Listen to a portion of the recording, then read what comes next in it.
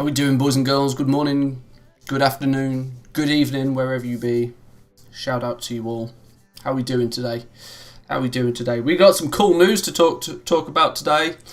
Turning my computer on this morning, checking through a few things that I usually check through before the stream. Some interesting news. Patch 9.0.5. Yes, next week. Boom.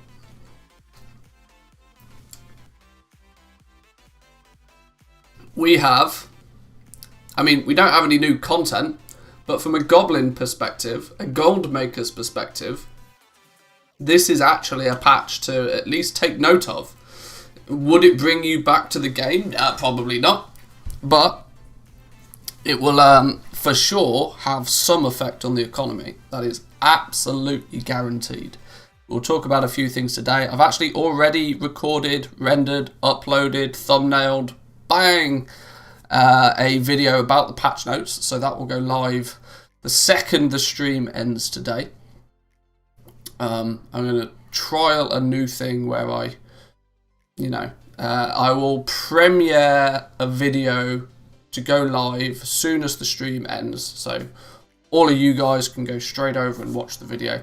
We'll see how that works. It's a test, but we've got some stuff to do first and foremost this morning. Yesterday we got to level 50 on our druid, on Tauren Mill, on our new realm. We have got a whole bunch of stuff up and listed on the auction house to sell. We'll check in on that first and foremost. I've also started to do a little bit of farming. I got some gear for my druid, some 87 gear for the druid so that he doesn't just get completely slapped. And we can do some skinning. I was thinking today of doing a skinning world tour, trying to get myself at least a stack of each and every leather, or each and every one of the major leathers, so light leather, medium leather, heavy leather, thick leather, let's see if I can remember them, rugged leather, I want to say Borean leather. Jesus, I can't remember. It's way too early. Can't be doing all that business. But we might do a little bit of a leather world tour just to give our bank character, something to get listed up on the auction house. A selection of materials, in my eyes, is considerably better than just simply, I could just farm heavy callous hide for 10 hours and be done with it, right? But one, that's hella boring. Two, it means that we're putting all our eggs in one basket in relation to the price of that heavy callous hide. It feels more sensible for me to use our druid and to kind of gather a whole bunch of materials. Once we've done a leather world tour, we might look at doing a mining world tour. We'll see. There's a good chance that some of these past expansion leathers just really are not even remotely worth our time, but we'll see. You may, because it's hidden behind the camera. I was going to say, you may see that all our auctions are currently expiring, because we do 12-hour listings at the moment. When we're playing actively, there's no reason to do much more than a 12-hour listing. All of these are expiring, so let's just wait for these to do their thing. I made a slight mistake yesterday. The gold that I had stashed away for epic flying, I accidentally spent it.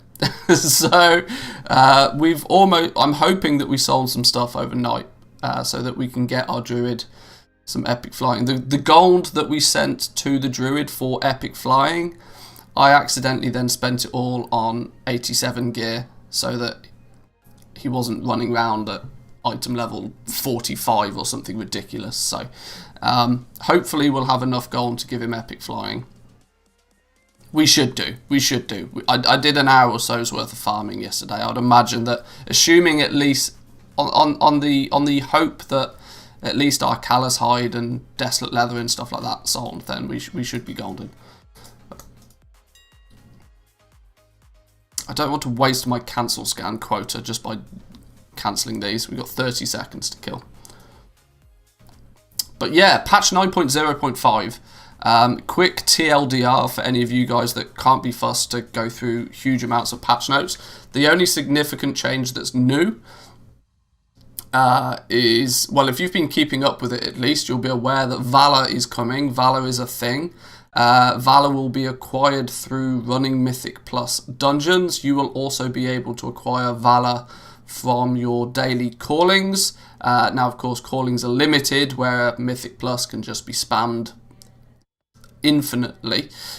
So you're going to be very, very limited to the amount of Valor you'll get if you're only trying to get it through callings. But there's a 5,000 Valor cap in the very first week, meaning that there will be people where Mythic Plus is their jam, right? They log on it every evening, do some Mythic Plus with friends, guild members, that sort of stuff. That's where their enjoyment of the game comes from.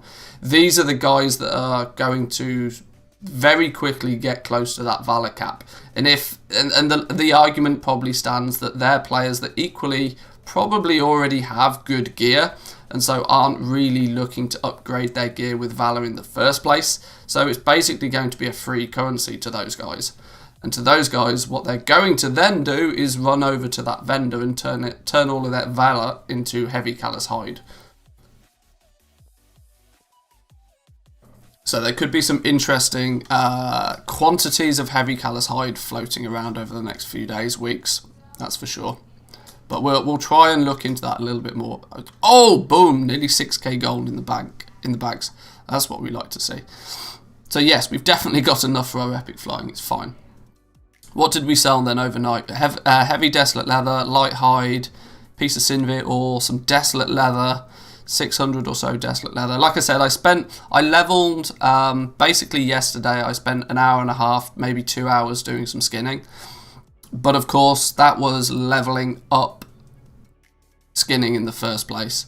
So the first, you don't start getting heavy callous hide until you're, I want to say, I don't know, skill 140 out of 150 or something. You've pretty much got to have max skinning before you get heavy callous hide to even be able to drop. So hence why I didn't really get any of that. I was just getting desolate leather. And eventually I got a few pieces of callous hide, 60 pieces of callous hide apparently. Coffee Club hype, that I agree with, very much so.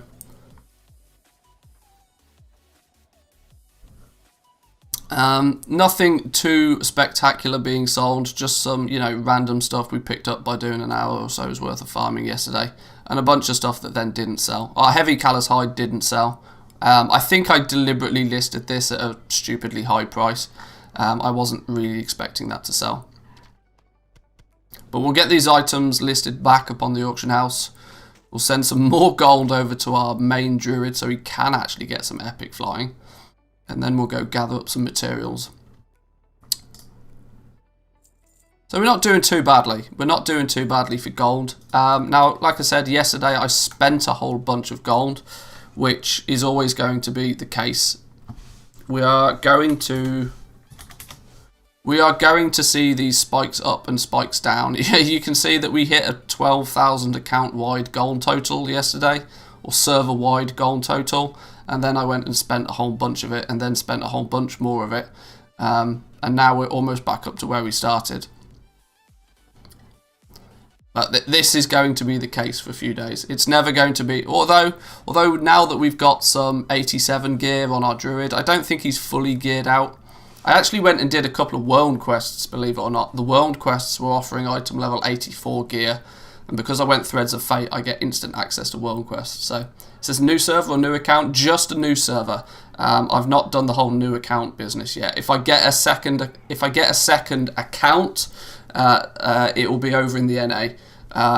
But I'm not really feeling like spending, at this point in time, spending another, like, what is it? Like $70 or something to get a new copy of the game. So we're expanding onto new servers. The Zero to Hero series that I'm doing right now on stream is basically about how to get yourself set up on multiple servers so that you can take advantage of all of the small little deals that appear daily on each realm, but you don't have to, wait for that big super mega deal to come around.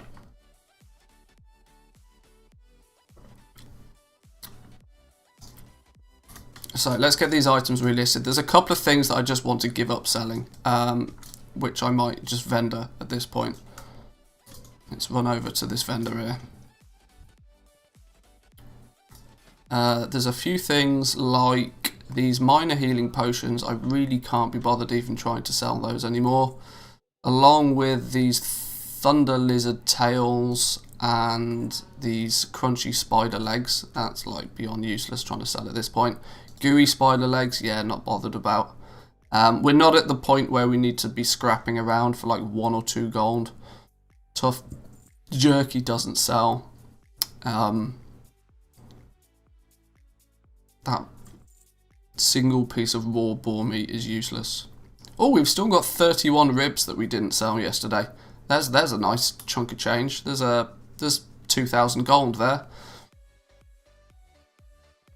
This is now at the point where we don't realistically need to be concerning ourselves too much with the stupidly cheap stuff. I know every little helps, but there are some things that are just kind of not worth me spending my time with anymore. You can tell when a goal maker goes to a new server because they make a goblin. Yes, of course they do. What other class was I going to be? Let's be honest. Let's not mess about here. Umbua links down to 60 gold. Oh, I bought these for 10 gold a piece. That's fine. Not bothered. Let's get these relisted. Ribs, 63 gold a piece. Plenty juicy enough.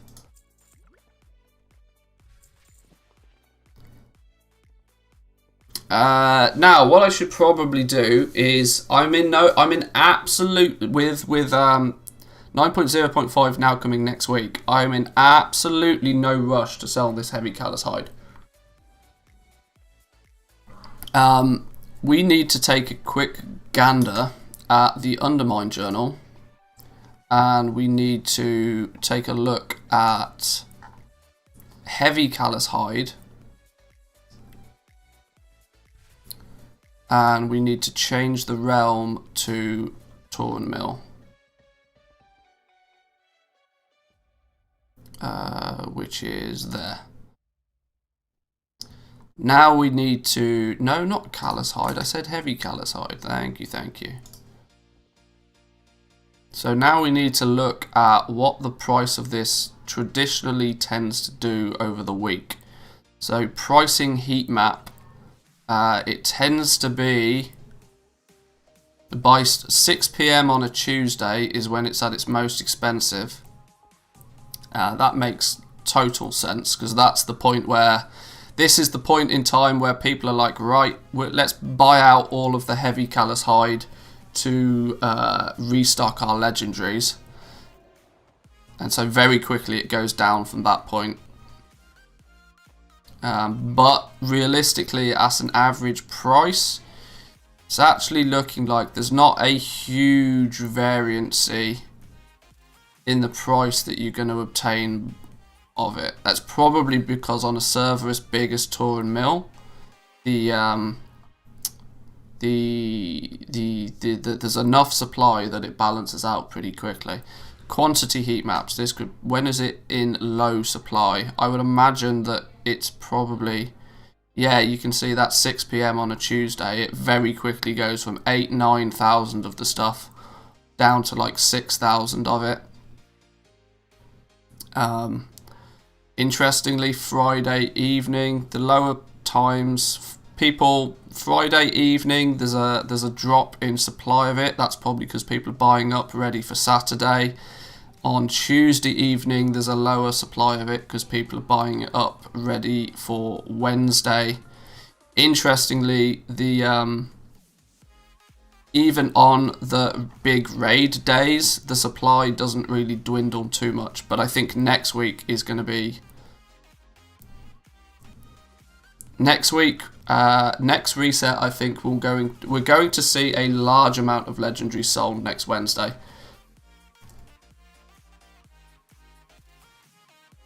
To the point where I might actually even consider crafting some legendaries ready in anticipation for next Wednesday.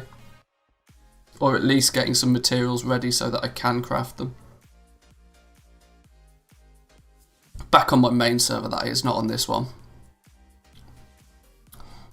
But I was just checking what the pattern is for Tauren Mill. This is indicating to me as well by the pricing heat map that if I want to make most gold by selling my heavy callous hide, I can still, assuming that I sell it at the right time, I can still ask for 500 gold a piece. And there are points in the week where it will sell. Now, this is 634 is such an anomaly that I'm not going to consider being able to sell up to that point. But I reckon if I list mine at 500 gold a piece, it should pretty much sell. Not necessarily instantly, but at some point during the week I could sell it for 500, which is fine. So with that in mind, I will list mine at 500 gold. And on this basis, we'll just do 48-hour listings.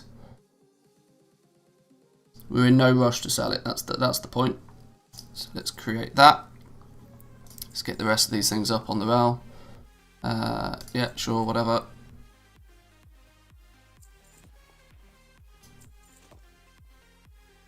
Hey? Nah, not even close, son. Not even close. Hang on, this thing's costing me 20 gold just to list it. Where is it?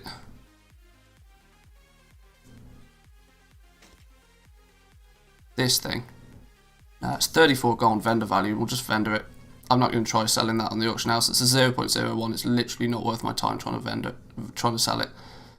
Any green item that just has this outrageous vendor price, I'm not going to bother with. If it's got a vendor value of over like 5 gold, then it's going to end up costing me way too much to even try and list it, so I'm not going to bother. This is another one that I'm not going to bother with. Let's get those vendored. No point trying to waste gold listing it. Just vendor it. Easy game. Now, if it's a Shadowlands drop, then I might try to at least sell it a few times, but I'm not going to put too much effort into it.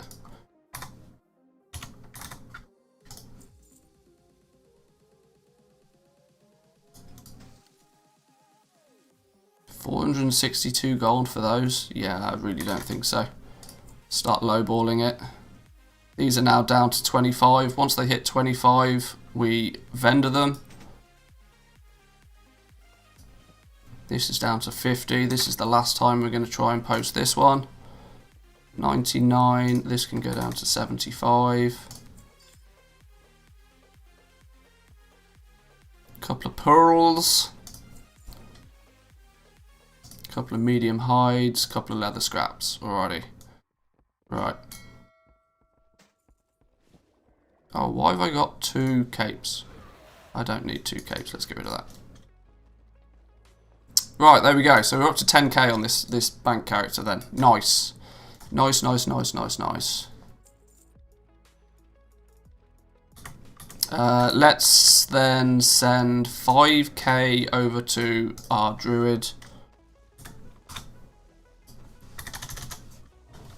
That can be for epic flying, of which I will actually remember to buy this time.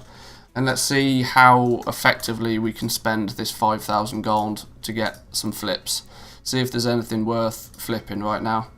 Let's do a browse. Let's do a complete Shadowlands material scan. See if there's anything that jumps out at us. Now, while, like I said, I don't necessarily recommend most people spend all of their gold on flipping and investments, but I'm relatively confident in what I'm doing.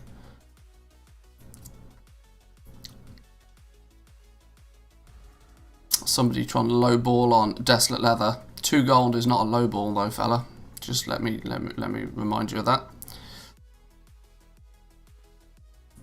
Lace Strike ore down to 3 gold a piece. Only 16 of it, but sure. 2 gold profit on each of those, double your money. Desolate Leather, what's going on here then? Oh, it's just one Donny trying to get people to post under. Okay, sure. Maybe if you see somebody doing this, the easiest thing to do is go into the default UI and then search for default auction UI, that is. Search for where is it on the list?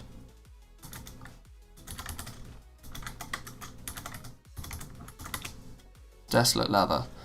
And you can just mash this refresh button like as much as you like. And if you see somebody listing, I mean, somebody's trying to get people to lowball here.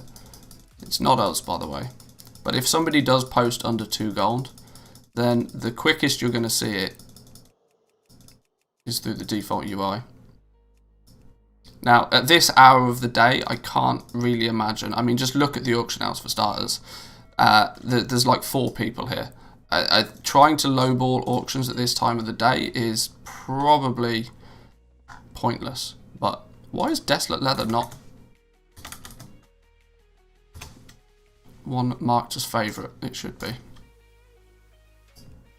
But yeah, trying to lowball at this hour of the day. It might work for some, but it seems a bit pointless to me.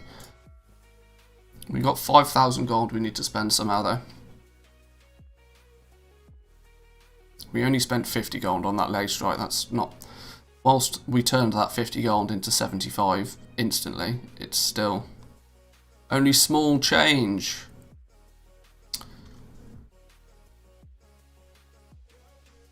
There's not really much happening at the moment. I didn't expect there to be at this hour in the day. Like I said, this is the advantage of eventually playing across multiple different realms, that you don't have to if there's nothing that's good, you don't have to, you know, it becomes perfectly acceptable for there to not be anything to flip. Somebody's trying to do it with Leystrike Ore as well now. You know what? I'm going to annoy you. And I'm just going to buy you one. Haha. Yoink. Essence of Valor. This has been dropping like a rock the last few days. Now I know it only is used. It's only used in the legendary necks. But the point is that's still stupidly cheap. 19 gold a piece. That would require, I mean, to target that specifically, Solanum ore. Targeting Solanum ore. Solanum ore is usually one of the more expensive ores. It's currently 10 gold a piece. Like, that means that even at 10 gold a piece, that's 50 gold. 50 gold per prospect. You're not guaranteed to get a essence every time you press the prospect button. So, like, there's physically no way to obtain this cheaply, which makes me feel that maybe I should buy it just to try and relist it. I mean, if I buy it at 18 gold, 19 gold a piece, just, you know, casually sell them back out again at 30 gold a piece, you're still like doubling your money. Where's my calculator? Where's my let me just check my numbers on that. Where's my prospecting sheet? Prospecting. On the assumption that Phaedrum ore is 10 gold a piece. Cost per essence is still 200 gold. You're only going to get an essence every time. You're still only going to get an essence every 4 times you press the prospect button. Which, yeah. It's more a case of that people are prospecting Leystrike because Leystrike is 5 gold a piece. And they're just, you know, they're taking the Rebirth and the Torment, and they're making rings out of it, and they're profiting on the rings, and then they're just dumping the Valor and the whatever the other one is, Servitude.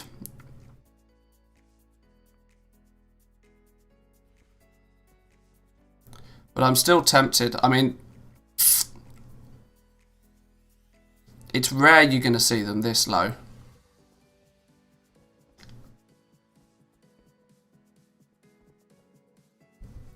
this might be more of a long game thing. The problem is like I mentioned in my video yesterday and on stream a little bit yesterday. Sometimes when you see a good deal like this, buying some of them just doesn't make any difference, because if I buy some of them, it still leaves the problem that there's a whole bunch of them there. I don't have 13,000 gold, nor am I really willing to at this point risk 13,000 gold on Essence of Valor.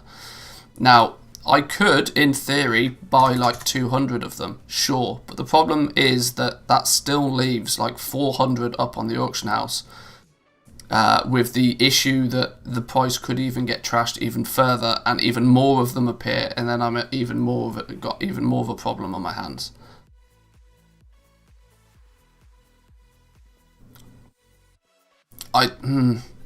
Yeah. I could just buy 200 and then relist them back in at 60. I mean, even relisting them back out at 50 or even 40 doubles our money, still keeps them competitively priced. No, it's another example of an opportunity that is, under normal circumstances, I'd probably just do that just like without even thinking. Yeah, buy them, relist them. But the issue is it's just way too much of our actual gold to have tied up in something that I'm not certain about. We can spend our gold more effectively somewhere else right now. It's annoying because I really do think there's gold to be made in that, but I don't have the capital to really do it properly.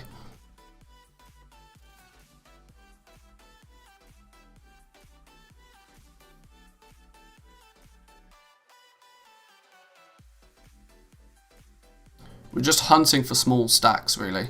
Small stacks of stuff is what you like to see, because it usually indicates that somebody's just, you know, dumped a bunch of stuff.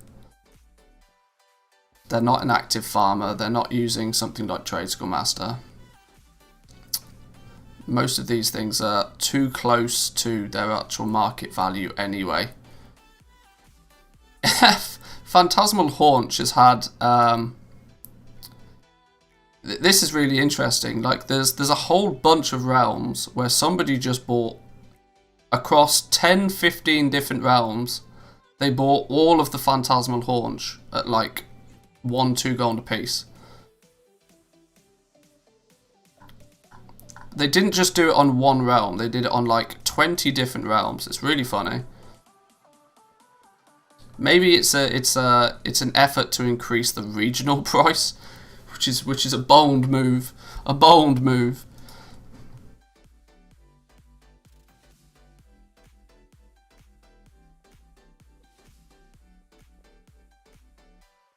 Yeah, I don't really think there's much that I want to spend too much time scouting about here. Somebody's trying to lowball on Leystrite ore. Somebody's also trying to lowball on Desolate Leather. Somebody's... see, if you're gonna try and lowball people, at least keep an eye on the listings. Because if you don't, I will. And I'll steal your deals with 0 risk to me. I mean, arguably it's 0 risk to them as well, but...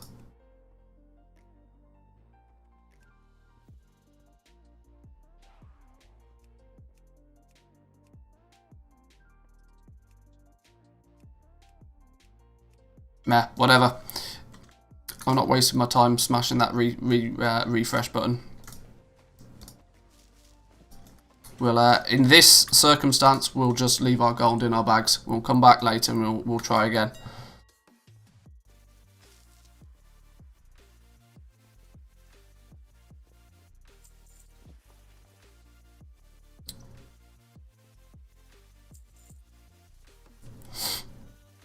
Somebody's doing it again, look. I guess it does work at this time of the day, otherwise people wouldn't be doing it, but it's still a bit shady in my opinion. Right. Let's do a little world tour of skinning.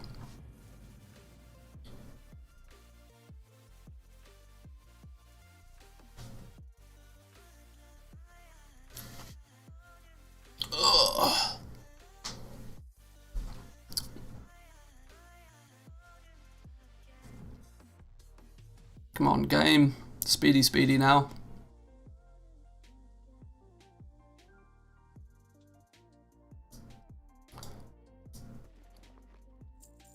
Right, okay, so yeah, you can see we got ourselves some of the 87 gear, picked up a few pieces off the AH, and like I said, I even went out and grabbed up a couple of world quests that were offering some 84 gear.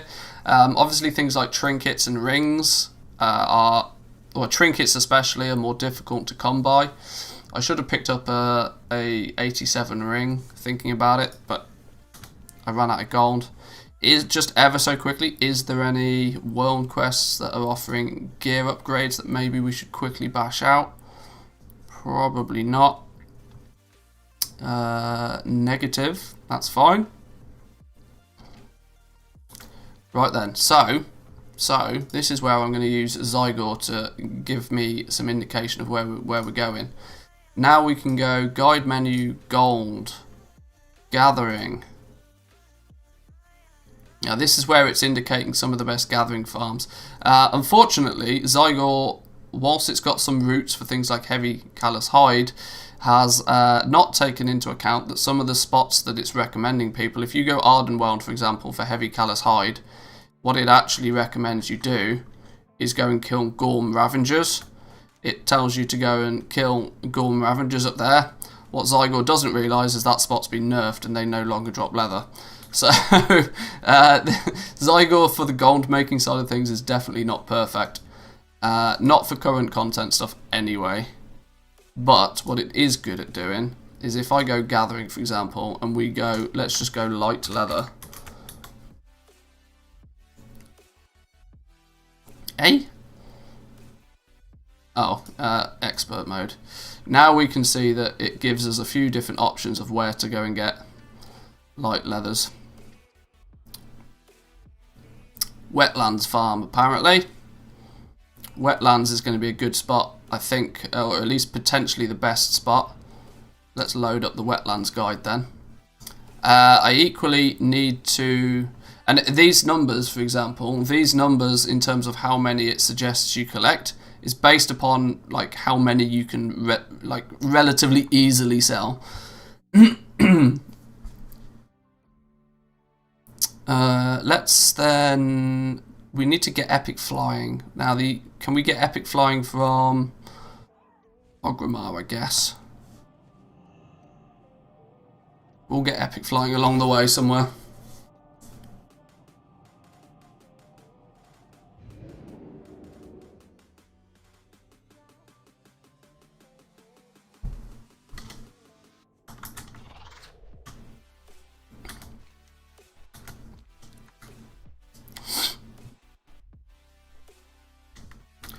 Why is it telling me to fly? Like, it's telling me to fly all the way to Mount Hyjal just to click a portal to get to Ogrimmar. Alright, sure. Bloodhound, how we doing? Welcome, welcome.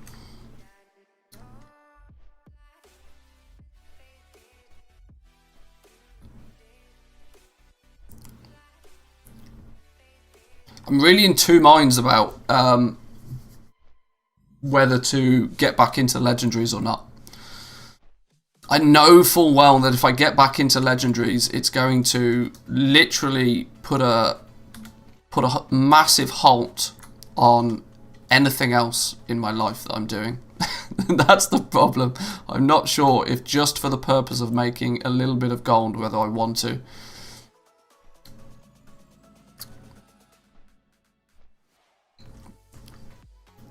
Restocking materials for next patch is a Lego market. Yeah, exactly. This is the thought process that's going through my head right now. I'm not entirely sure whether I'm just willing to, you know, play auction house PvP anymore. But I'm kind of at the position where, I mean, my main server's gold capped. But I'm kind of thinking that given the opportunity to spend that gold cap on the long boy, I will probably do it, which would then instantly cripple me from a gold perspective, meaning that I should probably be grinding out And I should basically be ensuring that I have 2 times the gold cap. That's the wrong portal. That's my alliance brain kicking in. I should probably... Hey, what's this? I should probably be... I genuinely can't remember what I was going to be saying. I don't know, my brain literally stopped working then. Getting back into legendaries, I think, is... Oh yeah, I should probably be pushing towards 20 million, so that even if I do have to buy the long boy for gold cap, if it pops up on the black market auction house, hang on, where's the flight trainer then? Why can't I learn?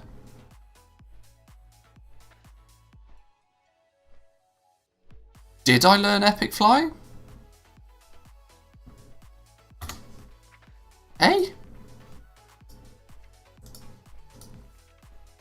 What? You can now ride at the highest possible speed on your flying mount. Huh. Maybe I went... Huh? How? What? When did I spend 5k doing that? Huh. Maybe I did buy it at some point.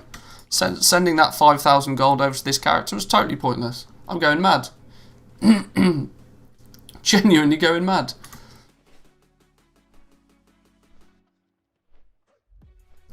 Wish 9.1 would be on the beta soon, then you can lose your life there. Well, that's the thing. Maybe I do just want to, like, you know, say fond farewell to legendaries until patch 9.1.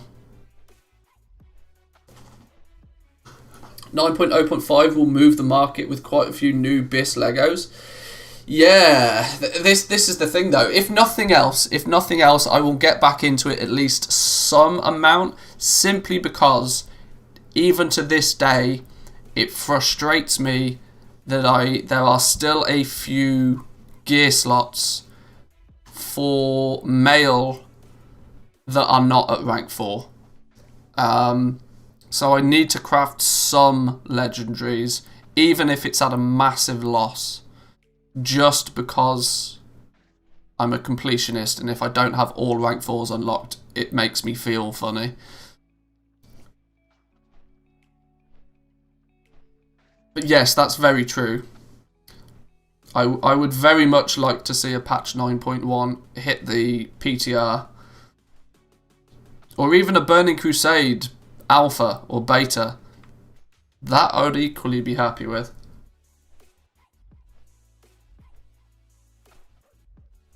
Like I said, it's a weird position to be in where you've got gold cap already.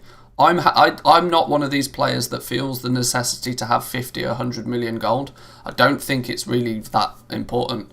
But gold cap was always my target for each expansion. I just wanted to always sit on gold cap, and any more becomes spending money. Probably won't come to the PTR on Wednesday when 9.0.5 goes. See, a lot of people are saying this, but I really don't think it will. I genuinely don't think it will, because I'm still very much... I'm super concerned that patch 9.1 is not even remotely close to being finished. Certainly not PTR worthy. I really don't think we're going to see it on the PTR all that soon. Now, I'd be happy. I'd be over the moon to be wrong about that. It'd be one thing I'd be very, very happy to be wrong about. But I really don't... People seem to have come to this conclusion that the second patch 9.0.5 goes live, then 9.1 will hit the PTR. And I can't really see any... Other than it being a wish or a desire, I can't see any proof or past information that indicates that that's what Blizzard do with their patches. But anyway... We will lose you to Burning Crusade Classic is when it's online, I guess. Well, I mean, I will certainly explore. Yes, that is true. I will explore.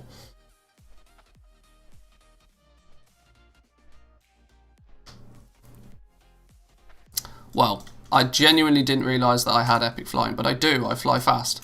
Did I actually buy it yesterday on stream? I might have done.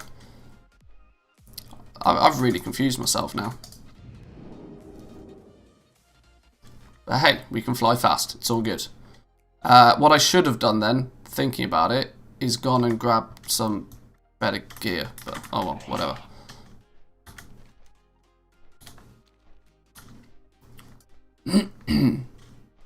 So we need to, there's going to actually be a whole bunch of leveling of this skinning, because if we look at our skinning skills, Shadowlands is maxed out, but everything else is like non-existent. We're only 133 out of 300 on vanilla skinning.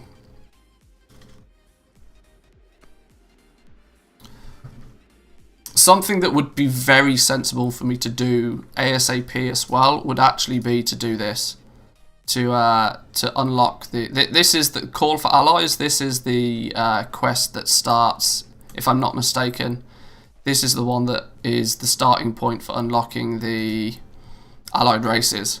I really need to unlock the allied races for Horde, because that's gonna dramatically speed up the server expansion thing. And as much as I hate to say it, Volpera are going to be very helpful with their like extra bag space and multiple hearthstones.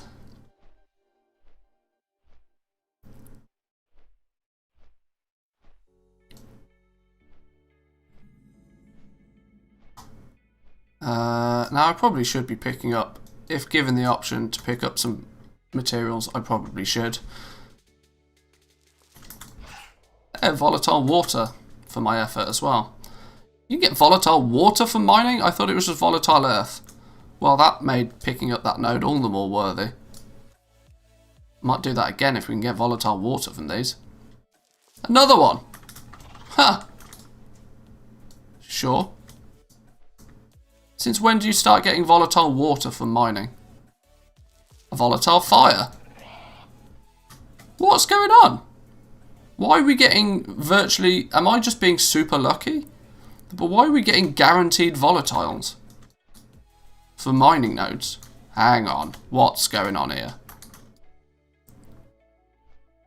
I'm really hoping that was just like pure fluke that I got 3 volatiles in a row. Track mining nodes. Minerals. There we go. Please hold while I test this out.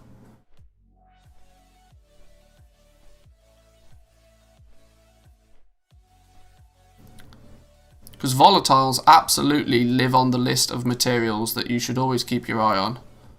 Because they're always in demand in some way, shape or form. Well, we'll grab a flight point.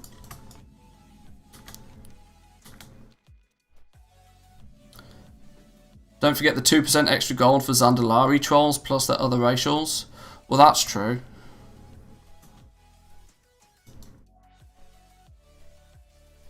Yeah, the racials for some of the Horde allied races, because you've got High Mountain, what was it? High Mountain Tauren as well, which have the gathering bonus. There's the Horde, the racials for Horde are on the allied races are very goblin beneficial. Okay, well, I now can't seem to find another Elementium node to gather, so whatever. We'll pin that one and we'll come back to it. I'm hoping I was just uber lucky with with gathering those.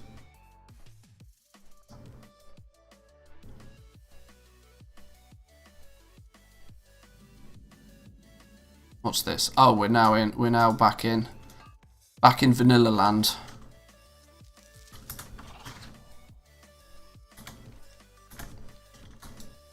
Right, odds on there being a whole bunch of boomkins multi-boxing this spot. There's a 37 rogue. There's somebody out here.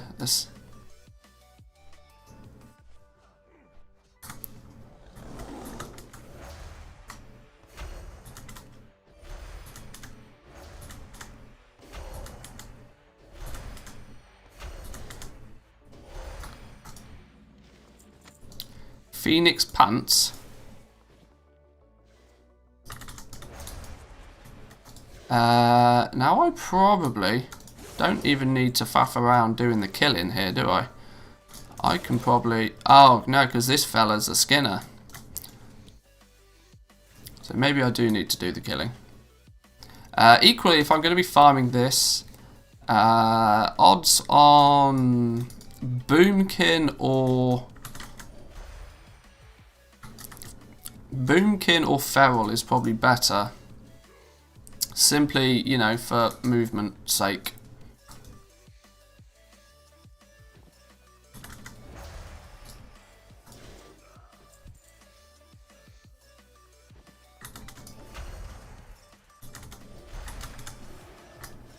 I'm just going to annoy this rogue and I'm going to steal his spot. Because, you know, Druid for the win. Sorry, dudes. If you don't have a ranged ability, you're going to lose. Crimson Whelpling as well. Yeah. If we get one, great. If not, whatever.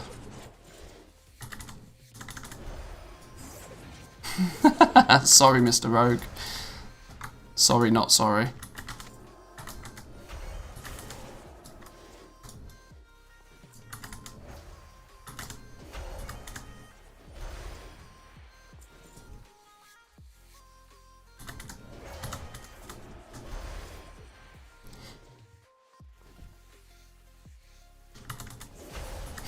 See, he's edging forward to try and... Hate to say it, but if you're not the ideal class...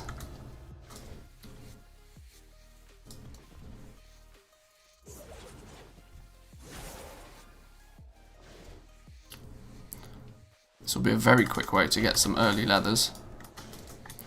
What do we think is the going rate for these actually? Maybe we should just have Loot Appraiser open up here.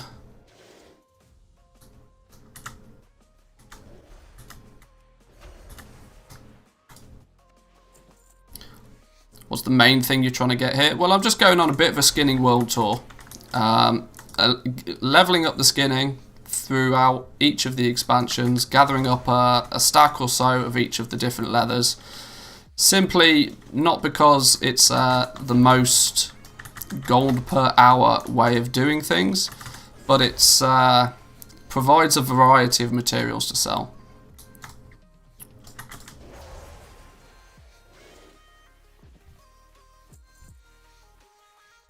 Now, of course, this spot specifically, if we kill the little whelps at least, has the chance for the Crimson Whelpling as well, which, you know, can't complain about.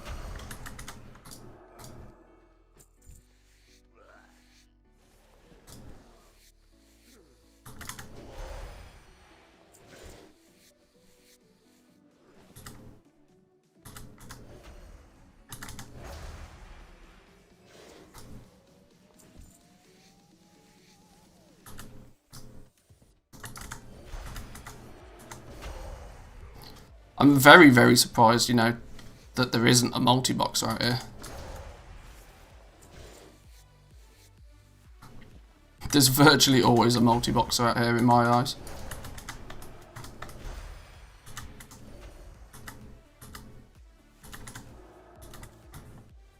Now, if I tag the ones back here, is that going to help increase the spawn rate of them, do we think?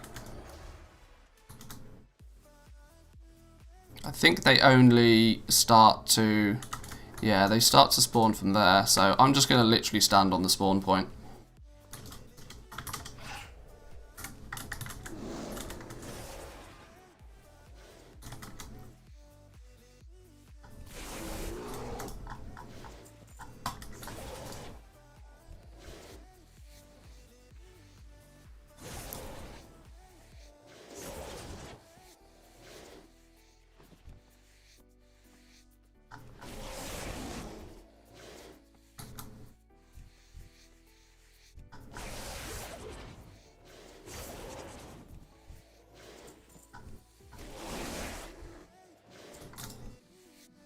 Tried for probably 3 hours plus to get a whelpling. Not enough gold to flip pets. World look now with enough gold to flip pets, the worlds look so different. Well, yeah, this is the thing. Farming should always be a means to an end, unless there's some other like reason to be doing it. Farming simply for the purpose of making gold is not sensible. Is my opinion on it. Now I know my opinion differs to many, but that's why it's an opinion, not a fact.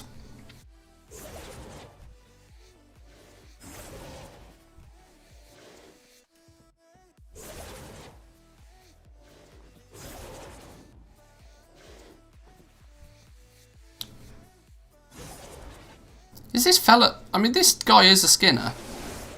Maybe I'm just, like, you know, playing catch-up on my skins. I seem to be skinning the ones... I don't know. I didn't kill these ones. Maybe I did. I don't know.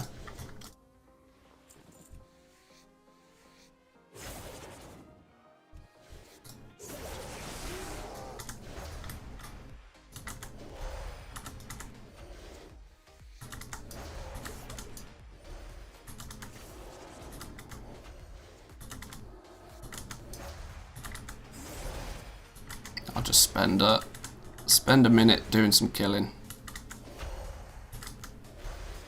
and then I'll skin everything. See if I can annoy this rogue enough by just tagging all of the mobs that he quits.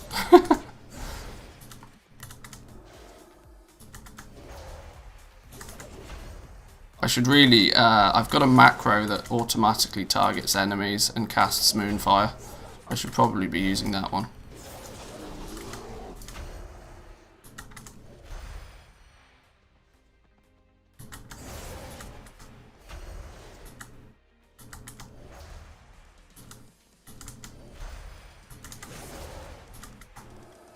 Right, that'll do me for a minute. Let's loot up and skin these.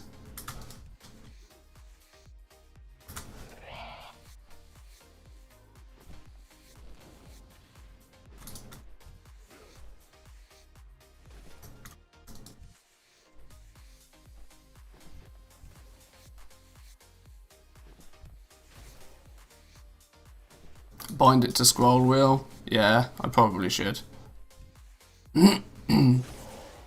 My scroll wheel there is slash and thrash.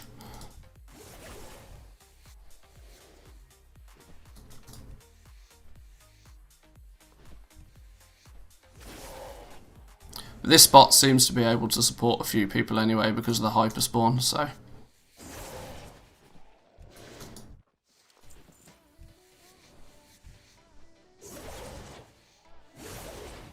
Spend a minute killing things fast, then turn around and spend a minute skinning. Easy game. The rogue can have his kills in between.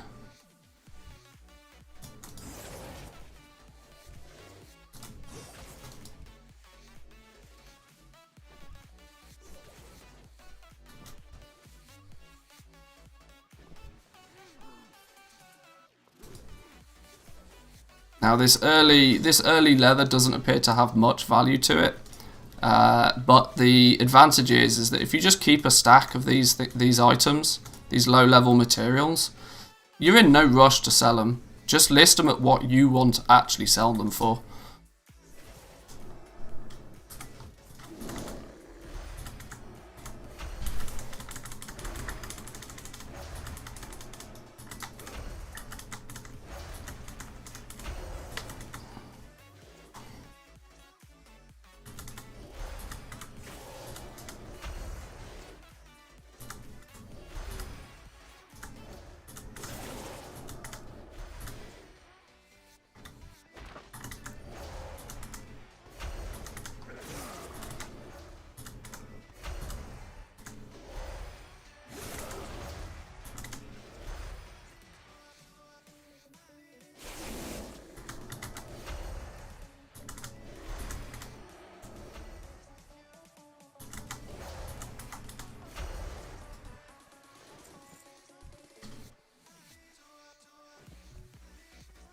This is equally the reason I'm not a huge fan of like farming in general.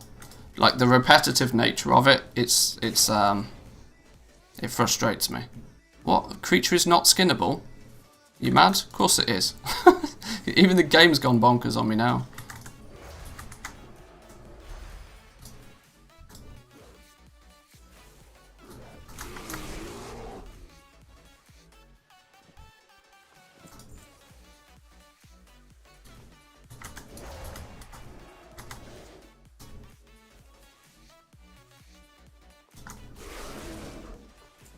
It's probably not until we get to like thick leather and rugged leather where there's actually much point in doing this, but you've got to work your way through the basic stuff first.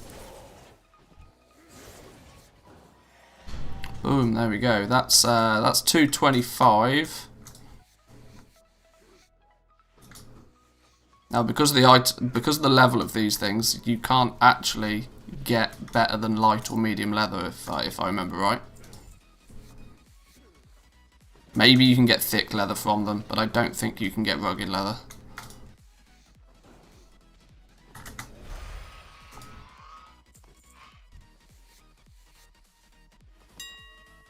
What did we get?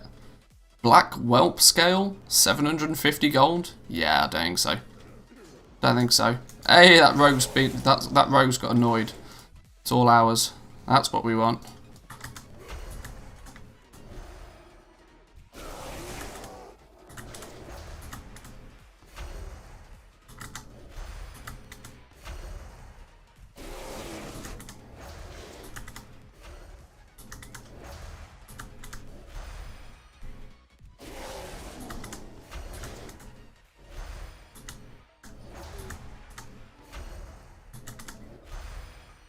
This is much more efficient. Do this for a minute, then turn around and swat everything.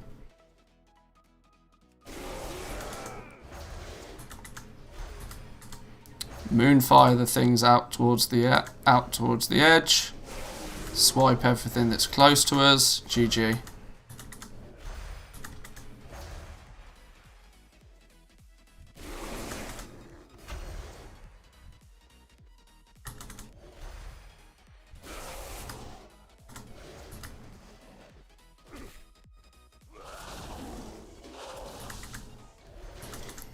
I think it's because I've got, I can stand in one spot and do this, because I think it's because of balance affinity, where you have, yeah, the extra range on stuff.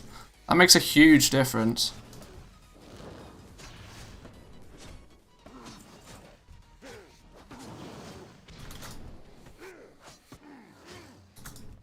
Alright, they can just scrap it out for a minute while I finish skinning everything.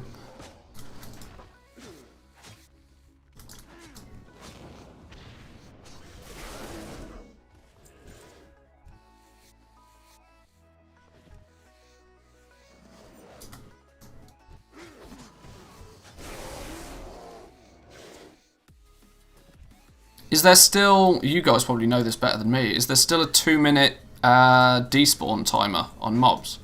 So that if you haven't looted them within 2 minutes, they disappear. And I think that threshold goes up to like 20 minutes for mobs that have, oh, that rogue's back, look. Oh no, now it's a dwarf monk. For mobs that have a rare or epic item to loot from them.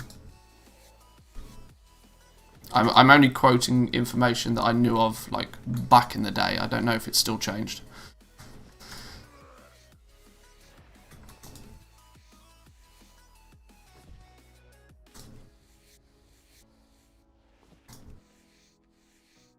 But this is definitely one of the quickest ways imaginable to to quickly level up your skinning.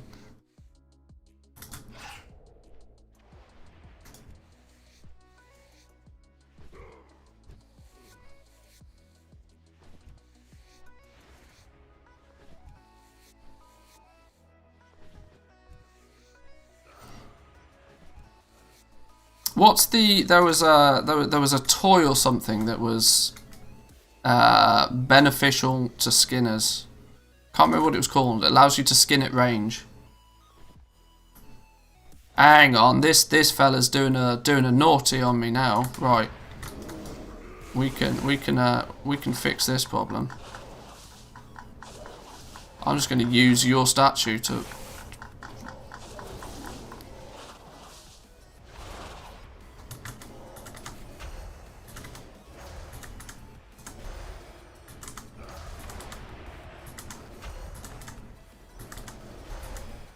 My abilities are longer range than yours, Sonny.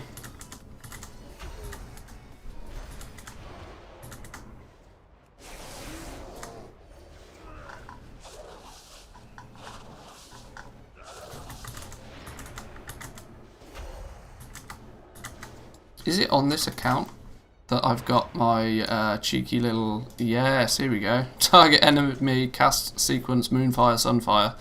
We'll have some of that. I don't want that to be the only one though.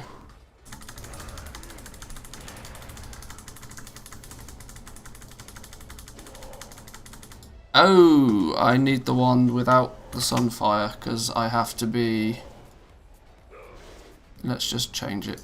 Cast Moonfire.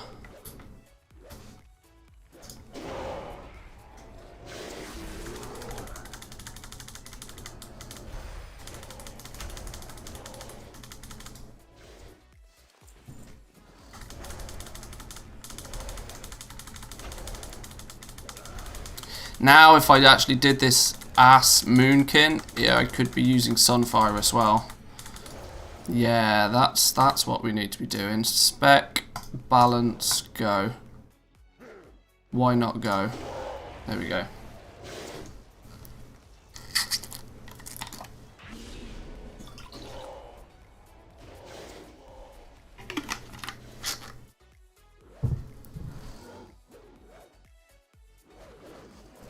Wow, I've never even activated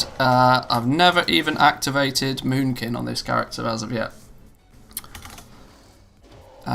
Now I actually do want that macro to be what it was before. Have I got another one?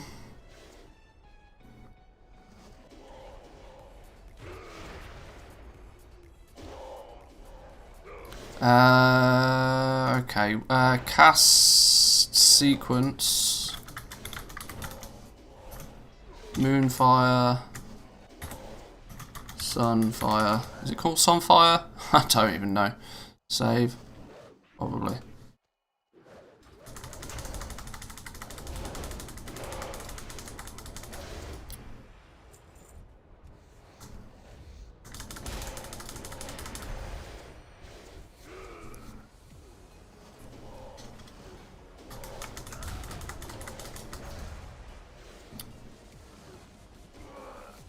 A light hide?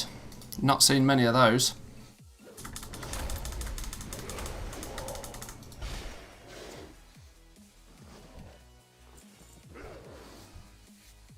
What we probably also want to do is change our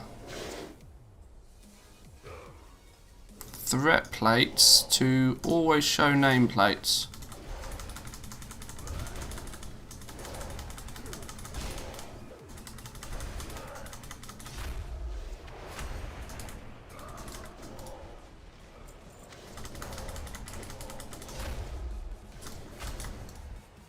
We'll probably annoy this druid, this monk before too long, and he'll disappear. But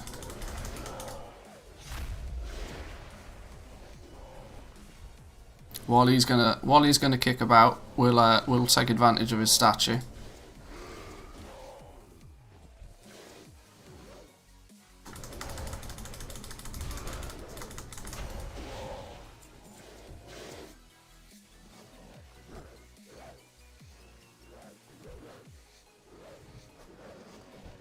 In theory, if he's not a skinner, actually, maybe he is skinning. That's maybe why he's here.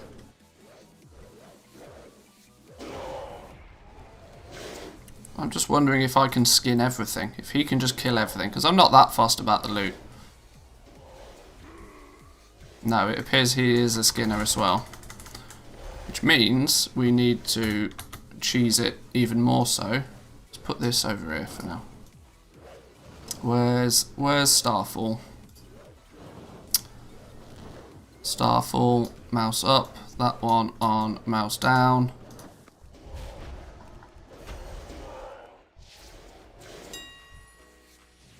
Volcanic rock ring. Do we really think it's worth 2,000 gold? I don't. Maybe that's the cynical transmogger in me, but...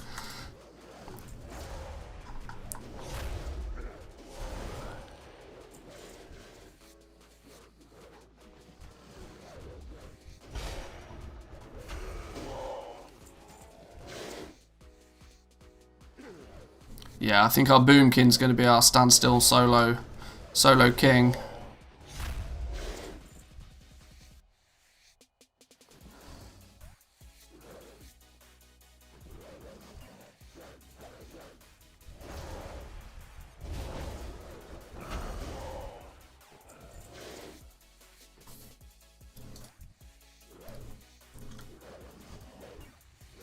We're almost at skill 300 as well. Now, I'm still not seeing any more than just medium leather from these dudes. So I think if we want more than just medium leather, we might have to venture further afield, but...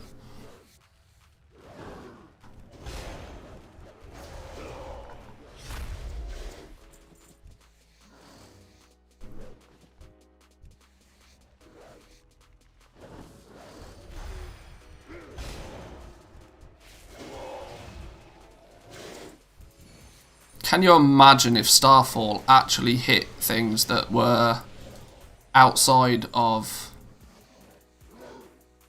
that you hadn't already aggroed on? Wasn't that a thing on the beta when they changed it? For a while at least? There we go. So now we've got professional... or classic... oh, is there any... While in combat you generate astral power, blah blah blah. Next 3 Starfires instant cast. Let's cool down, we want that one. We want probably Tiger Dash. We want... as Boomy. We probably want... none of this. Ysera's gift for the heal would be great, but we're not ever going to take any damage. Maybe just movement speed. Mighty Bash, sure.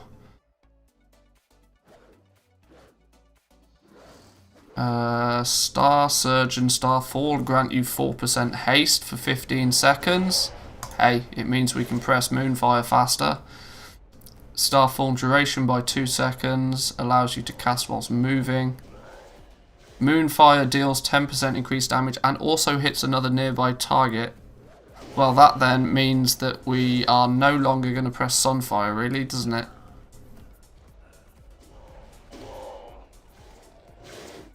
Well, there we go. We'll go with that one.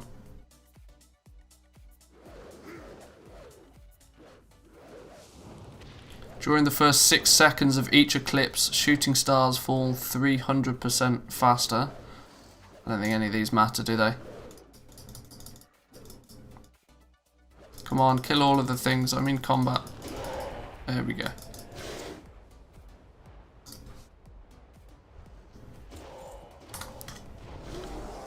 Oh no, hang on. Now we need to change... Huh. That I hadn't thought of. I haven't got Boomkin form on my bars.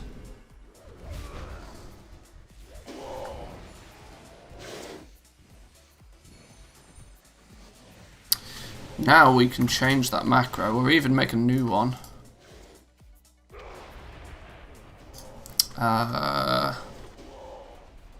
Moonfire. Show tool tips / cast Moonfire. Save.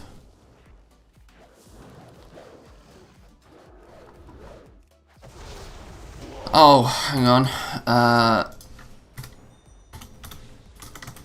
Target enemy. Save. There we go.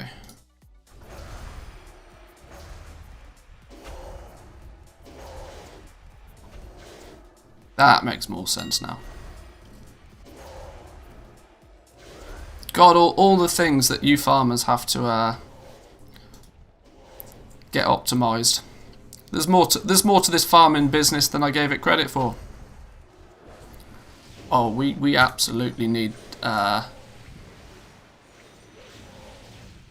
Where is it?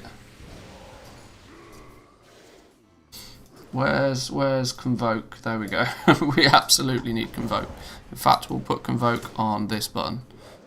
So, on cooldown, we can just go mental. Because why not?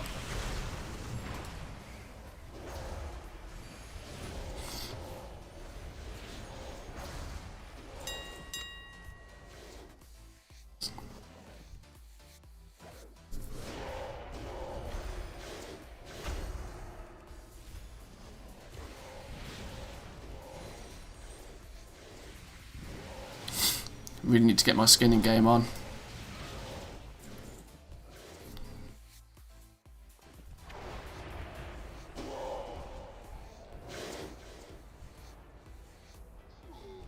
Why does it keep saying skinning failed?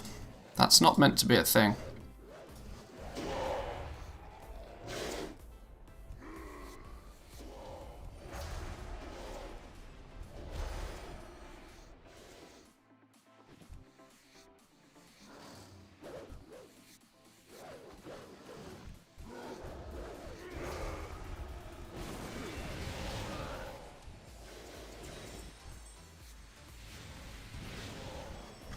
Now, if we want to do a sort of a skinning world tour as such, we probably want to get ourselves a stack of each of the leathers, preferably. That's going to be, I think, my main target. A stack of every leather. So then we can just list it on the auction house simply for the price that we would want to actually sell it for. And if it sells, it sells. If it doesn't, it doesn't. Leather's pretty cheap to list on the auction house because it vendors for nothing. So we don't have to worry too much about that.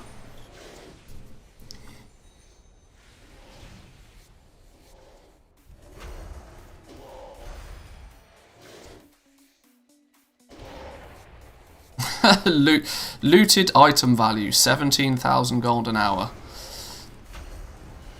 I mean, I guess it's nice to see big numbers. Even, like, I guess that's maybe the appeal, right? That at least even seeing big numbers appear in this window, is that maybe where the dopamine kick is for people?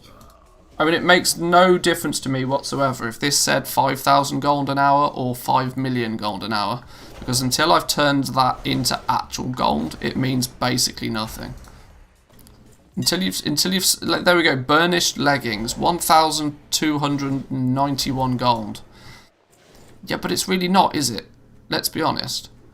Like, at best, it is... Where is it? Burnished leggings of some or other. 0.02 drop chance. At best, it's probably good for 100 gold if you're lucky. Regional sale average, 131 gold. There we go. So we'll list this at 99 gold. We're not going to list it at, like, stupid high price.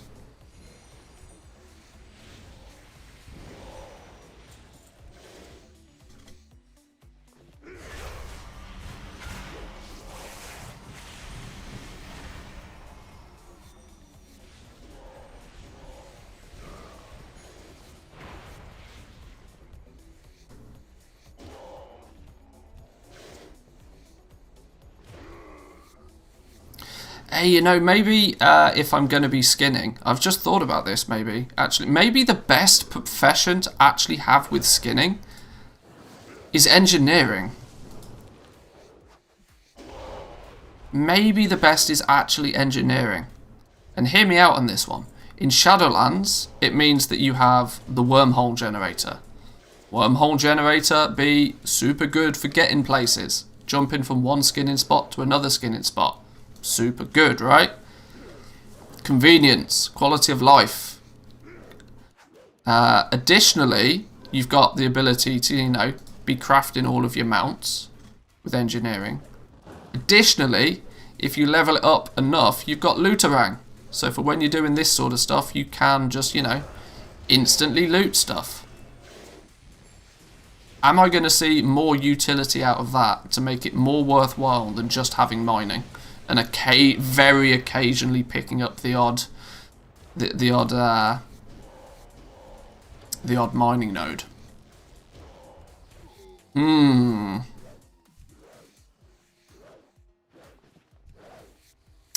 There's a thought.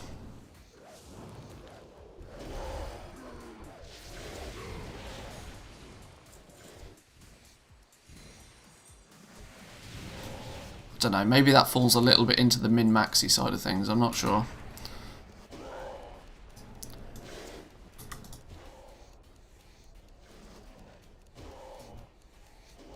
Intriguing.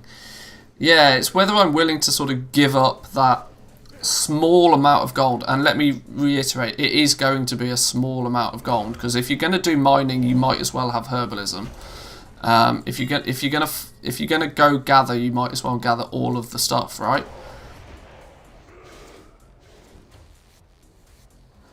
But with skinning, you're most often going to find a spot like this, where you don't actually tend to do much moving, and that very infrequently are you going to come across an ore node that you're going to pick up and, you know, make gold off.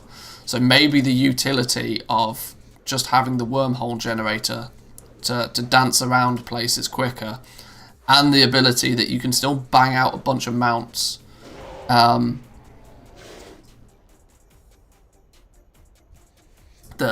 amount of mounts that you can make will probably circumvent the loss of income from not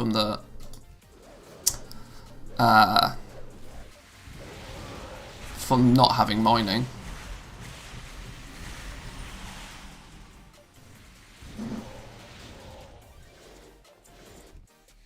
I'm thinking that might be a play, you know.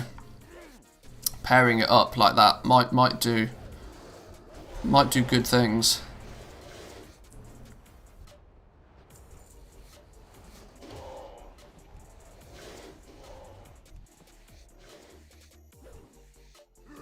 And I literally at this point can't actually skin these things fast enough.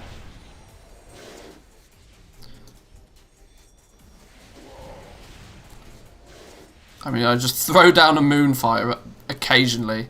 His totem is generating aggro, so my Moonfire then actually hits them. Not Moonfire, sorry, my Starfall. I'm not a druid. Can you tell?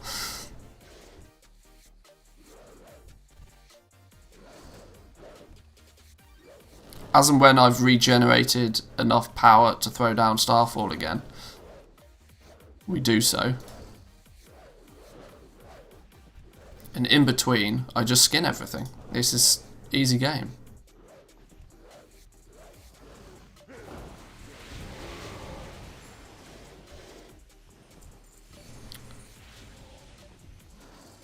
And there seems to literally just be a never-ending supply of items on the ground.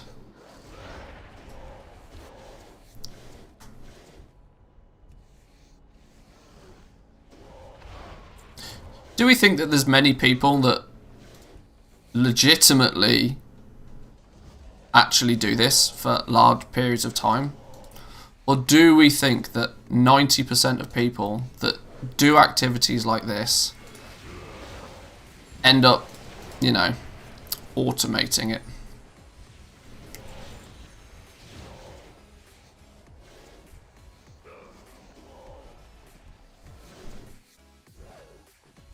I mean, I don't wish to point fingers at people that do enjoy this as an activity.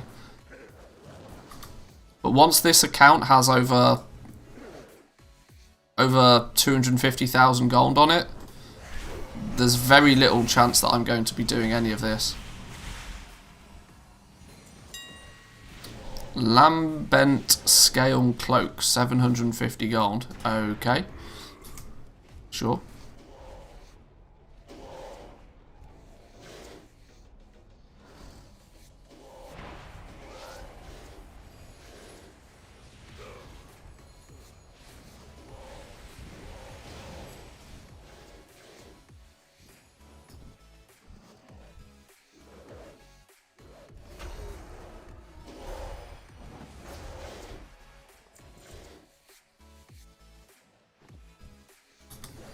Right, 182 light leather. We're not far off being done here, I think.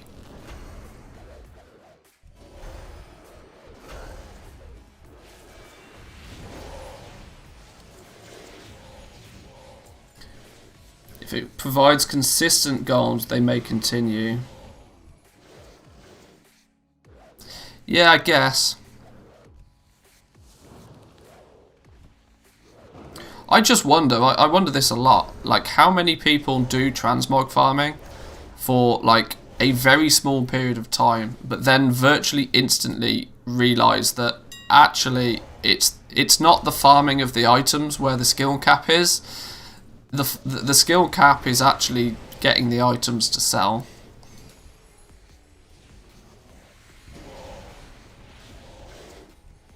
And I think the mindset of somebody that would actively choose to go out and farm items is not the same person as who would be willing to play the auction house, quote unquote, correctly, to actually sell transmog at a reasonable rate.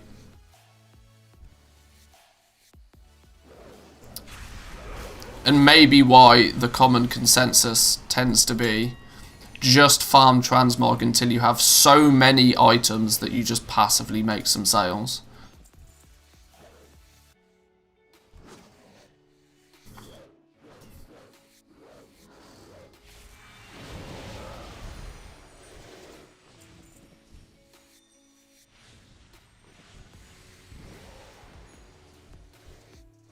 I literally can't skin stuff fast enough. This is wonderful.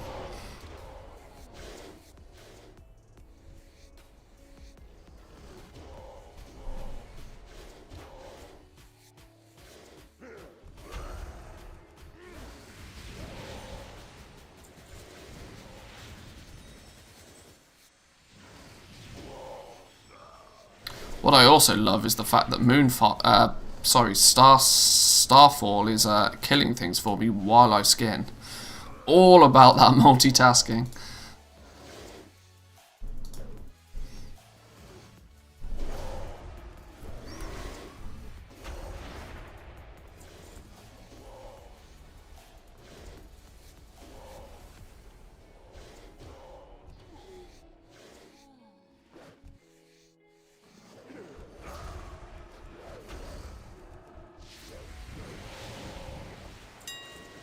What was that? Burnished Tunic, 861 gold.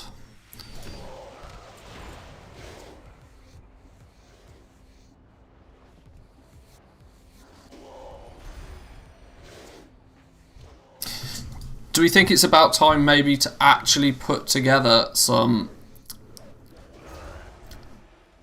actual proper transmog groups?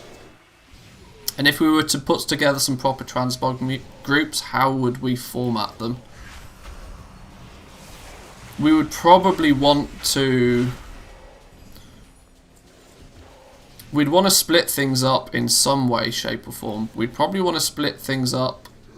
I'm not even thinking that by value is really going to be a sensible way to split things up.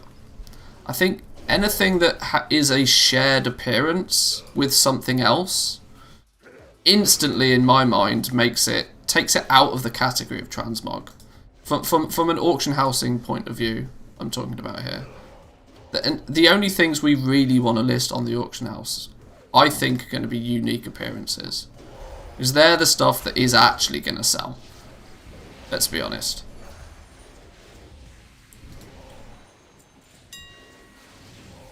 A blood ring, 2,339 gold. Are we sure about that? +7 stamina. Once again, there's so much stuff is just massively inflated.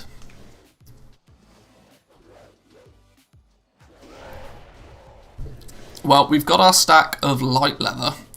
How we're doing 137 on the medium leather. We're gonna end up with considerably more light leather, aren't we?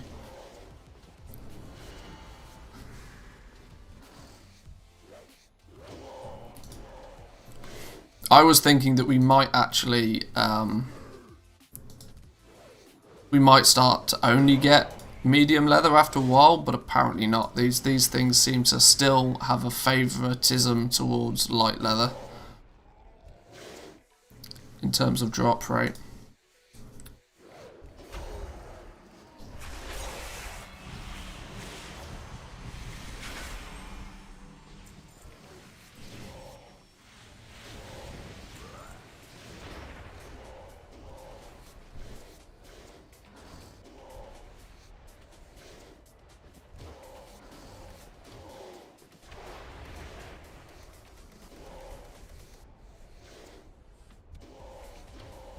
Right, let's skin up what we can skin up. I'm not going to throw out any more attacks.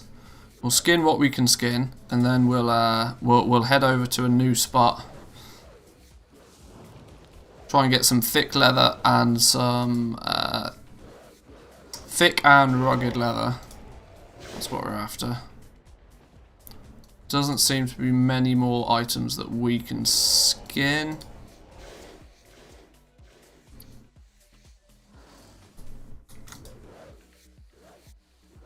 Let's grab these.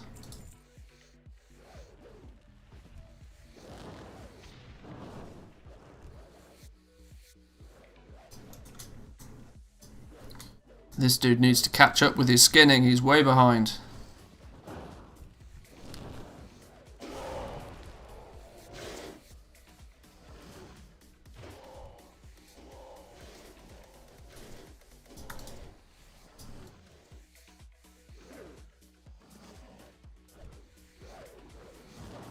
Can we get to 150? 150 is a nice number. I don't want to leave it on 149. There we go, 150. Cool, that'll do me. That'll do me nicely.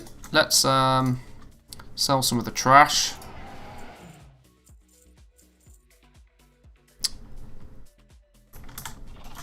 Right, let's hit up a new spot. Let's take a look at something for thick leather.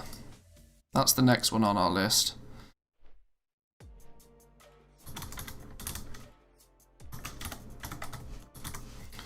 Thick leather.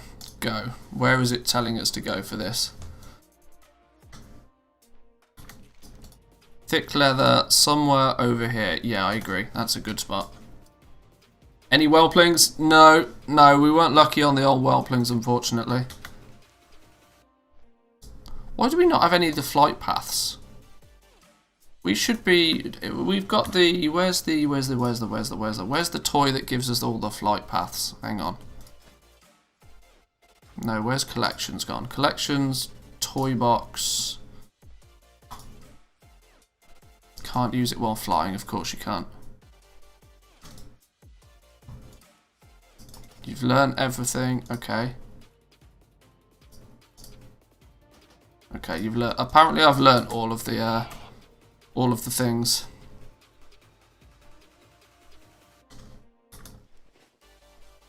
Yeah, no whelpling, unfortunately. But that wasn't really our main focus anyway. That would have just been quite literally just a nice little bonus. We're after the leather.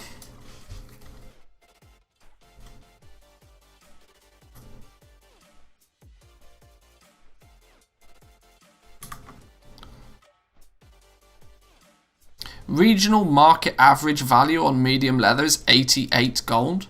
Has the region lost its mind? I mean, it's definitely not worth 88 gold apiece.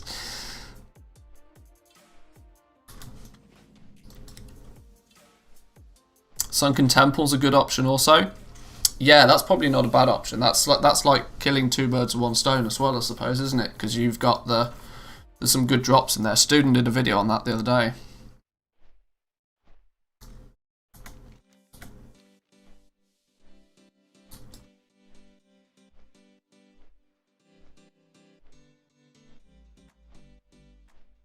I do want to take a look into some of the old dungeon farms as well. I made videos on virtually every single dungeon about 10 years ago now, on how much gold you could make by running them. This was even before transmog was a thing, by the way.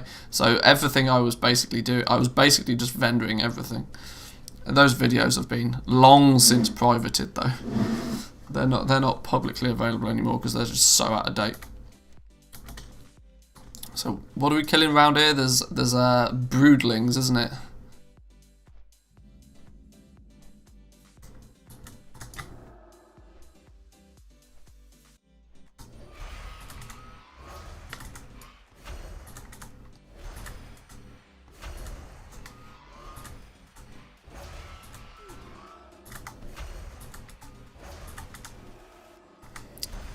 Now, while this is not too bad of a spot, the difficulty is obviously getting to everything. Do these things hyperspawn? I'm sure they probably do, don't they?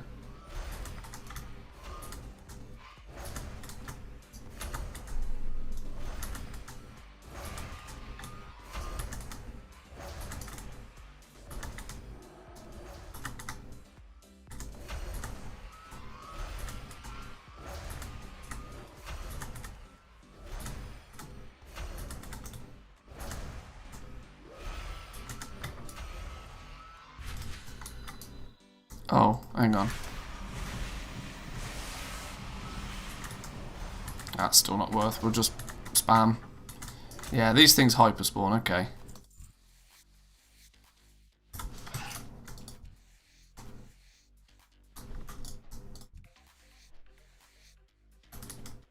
Here we go. Thick leather, rugged leather. In it comes.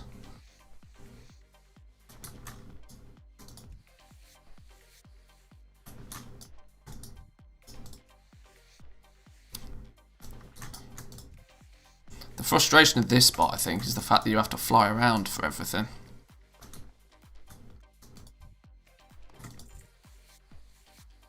Maybe Sunken Temple might be a good option. Or maybe even a better option. Although this is hella quick. Thick leather apparently has a price of 69 gold. Are you mad? Thick leather regional... What's going on with the regional market prices on leather?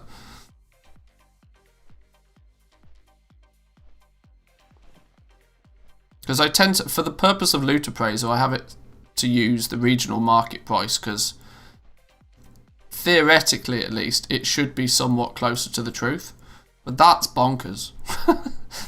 these medium leather prices and thick leather regional prices are off the charts.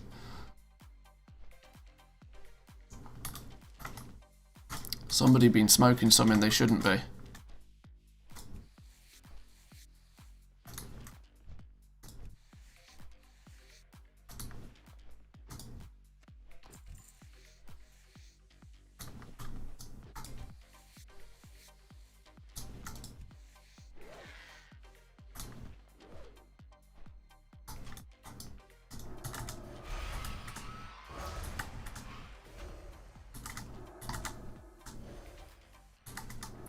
Okay, maybe there isn't actually a hyperspawn on these.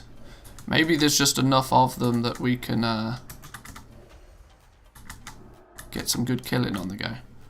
If we are in cat form... Hang on, because we're... Okay, so standstill farms we're going to do as balance. Farms where we've got to move about, we're going to have to do them as feral, because then we can moonfire while in cat form with this one, Lunar Inspiration. Tiger Dash as well. The Balance Affinity will give us more range. The rest doesn't really matter.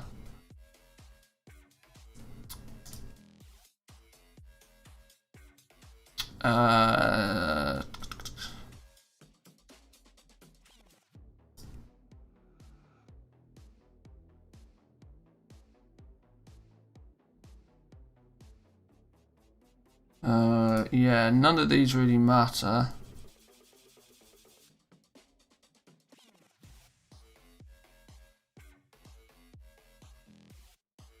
Yeah, none of those really matter outside of just, you know, being a putty cat, swatting things.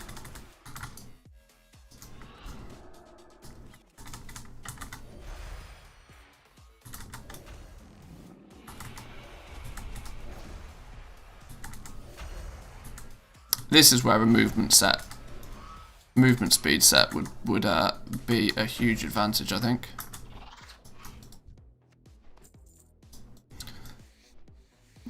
How they made it so that one class is just so versatile. I mean, literally, there's a right setup for anything that you want to do farming wise on a druid. It's almost ridiculous.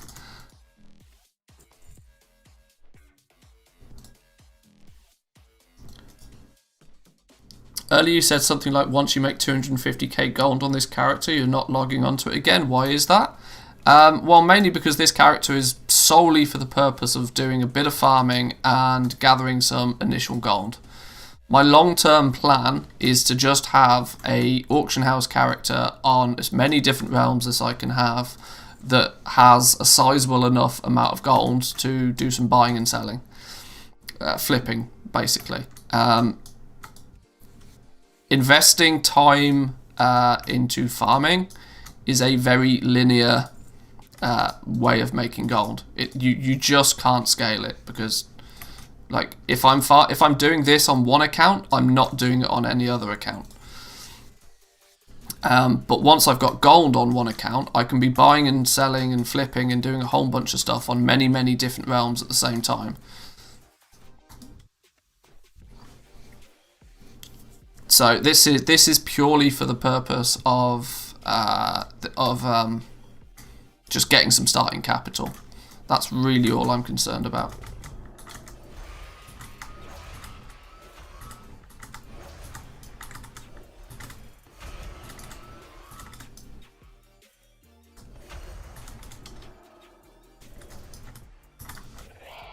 So yeah, once I've got enough gold to be comfortable with flipping on this realm, the druid will never do any farming again, because I won't need to.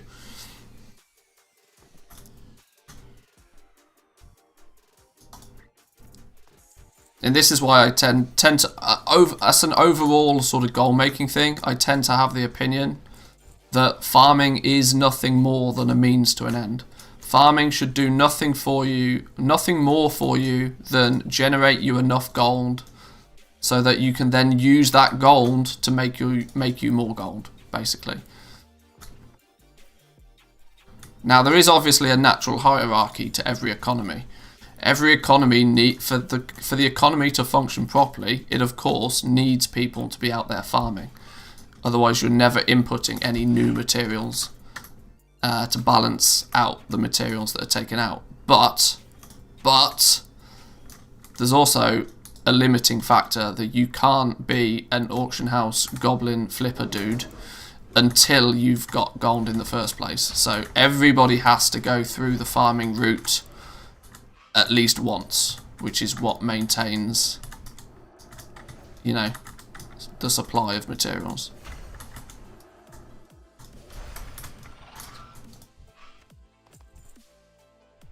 But yeah, my plan is to continuously roll druids on new servers.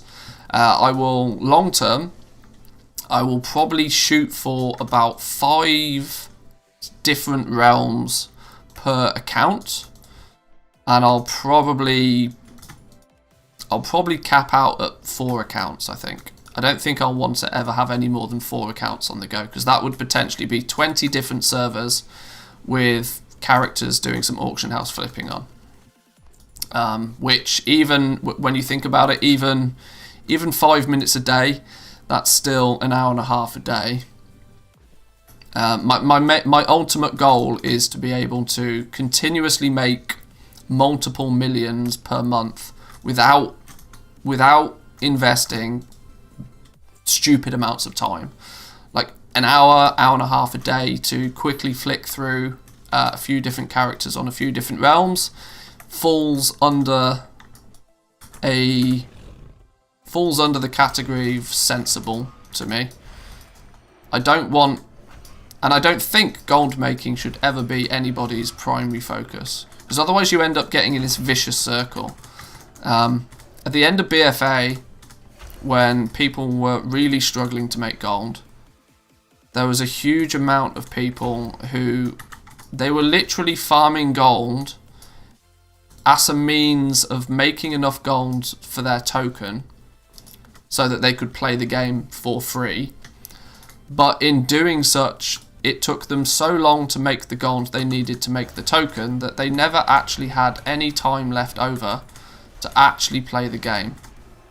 And so they just end up in this downward spiral of make gold to pay for game time, spend game time on making gold to make next month's game time. And they were spending 20 hours a month farming to make enough gold for a token. Never doing what, in my opinion, is the most monotonous and least long-term effective way of making gold.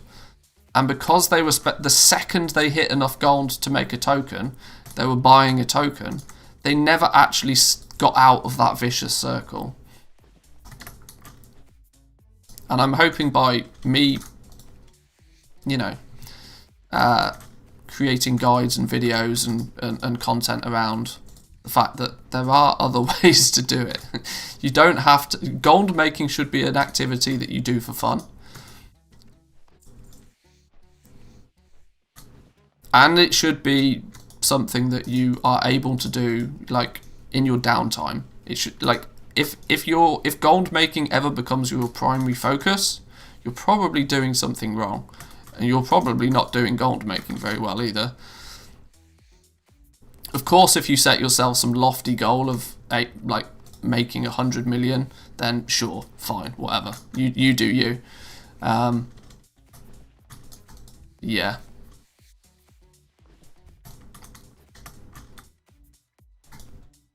Oh, we can skin this dude as well. Lovely. Oh, he drops heavy leather. Yeah, we need somebody somewhere that's going to give us a lot of heavy leather, actually.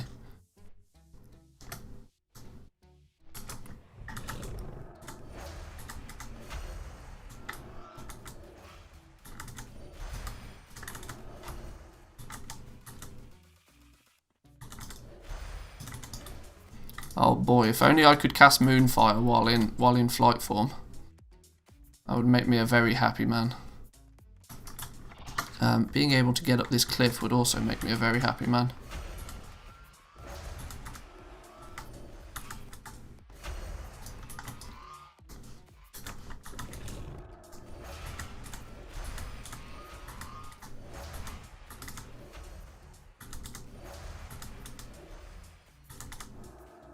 Oh, maybe they do hyperspawn.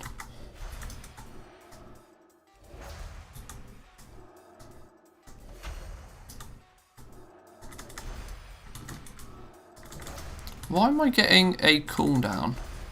Oh my god, Moonfire actually uses energy. Since when was that a thing? Maybe it's always been a thing. Maybe I just didn't know.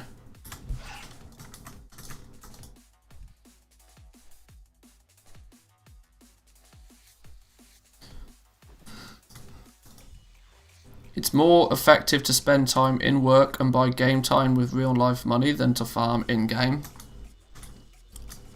While I agree, that's not necessarily always viable for everybody.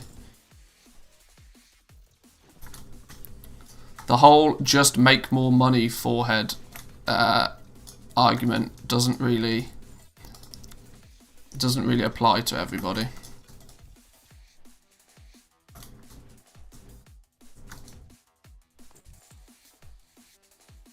$540 gold for a single Dark Moon Firewater on Argent Dawn EU. Ah, some goblins laughing all the way to the bank. That's funny.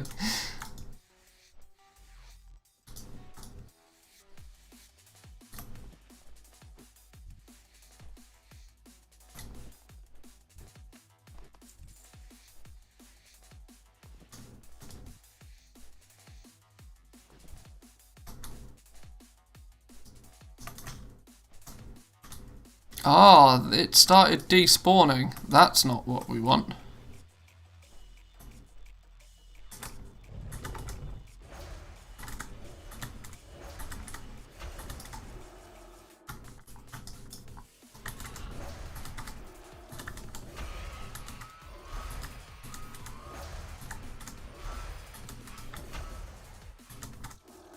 Can I swap the big guy? Yeah, there we go.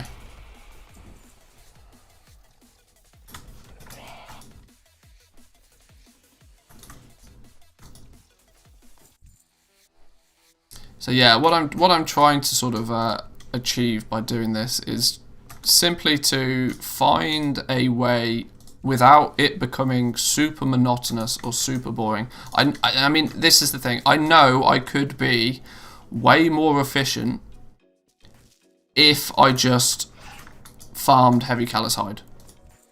I mean, it's almost guaranteed. But for me, personally, the thought of having to spend 10 hours farming heavy callous hide to have enough gold to then not have to farm again, in my eyes, makes me want to gouge out my own eyes. So what I'm trying to do is, today at least, I'm going to do a bit of a skinning world tour. We're going to fire through a few different zones, a few different skinning spots, gather up a whole bunch of different leathers, because it, you know, changes things up a little bit. Every new farm is different. Spend half an hour doing each farm. Stops things getting monotonous, stops things getting boring. Plus, with a range of items to sell, we can still somewhat set the prices for the items that we want. Is it as effective as just trying to sell callous hide and heavy callous hide? Hell no. But from a sanity point of view, it's much better. If I have to spend 12 hours doing something that I somewhat enjoy, or 10 hours doing something I detest, I will do the thing that takes 12 hours.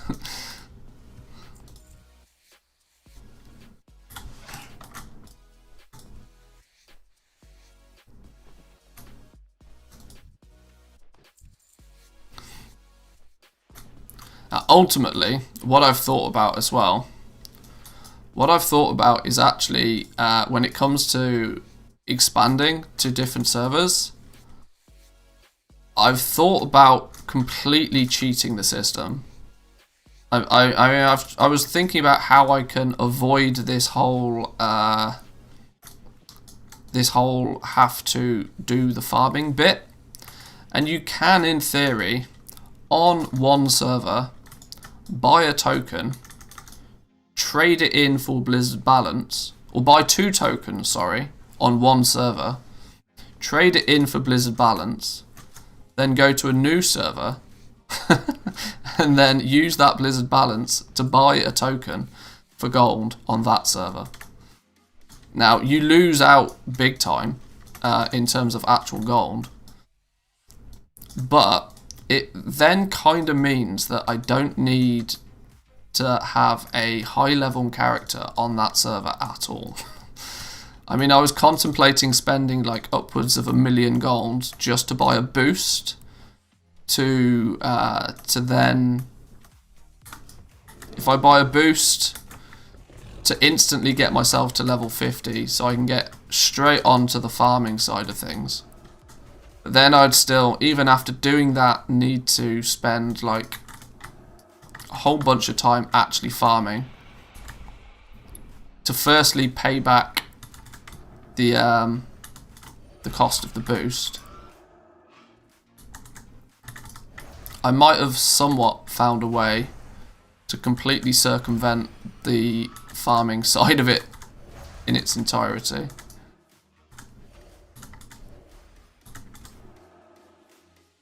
It's the true definition of investment.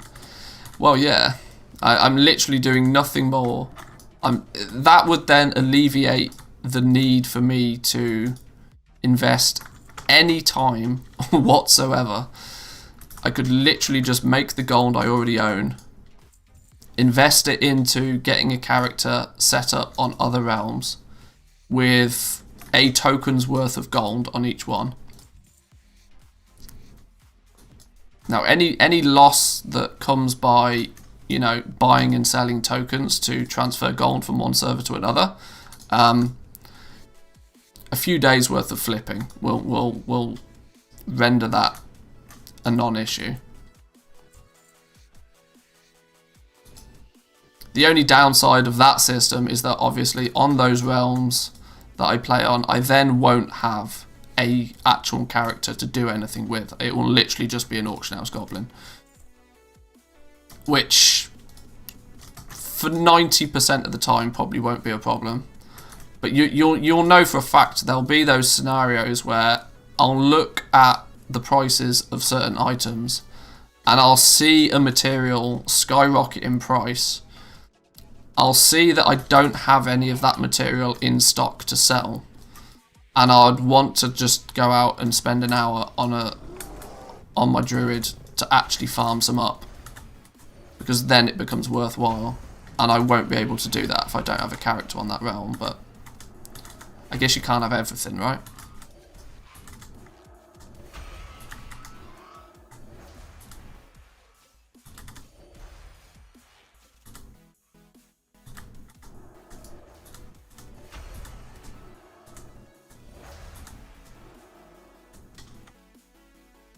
How quickly do we think that we could clear 10 runs of Sunken Temple? Or even Alderman, because that's like literally right here, isn't it? Alderman's like literally right here. Alderman's meant to be a pretty good instance for transmog. I'm just thinking about like diversifying even further. That if we can get 10 runs of Alderman out the way, and then with whatever time is left over, once we hit the instance cap, run over here, do some skinning, fully utilise the hour, diversify nicely.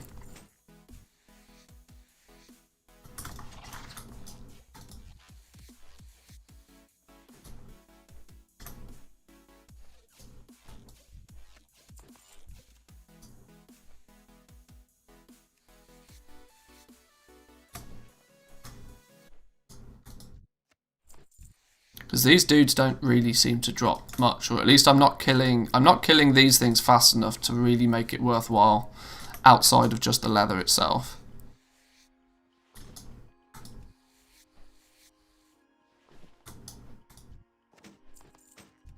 He says as he loots a green item.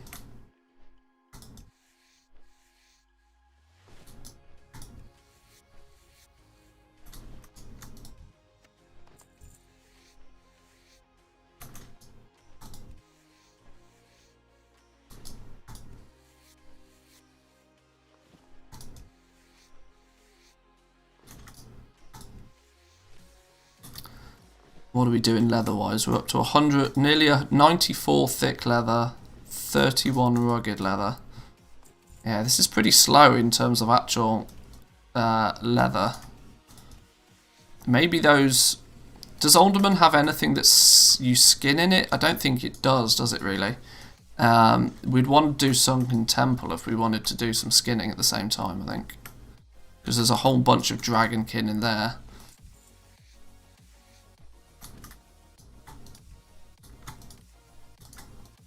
We'd waste a bit of time doing some flying between the zones, but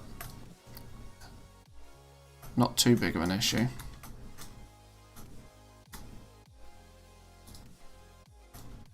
There's one more here, look. Maybe we'll do that. We'll do that. Let's go to... let's do a new Sunken Temple. Go. We probably need to clear bags, actually. I could do with a mailbox. Send me to a mailbox.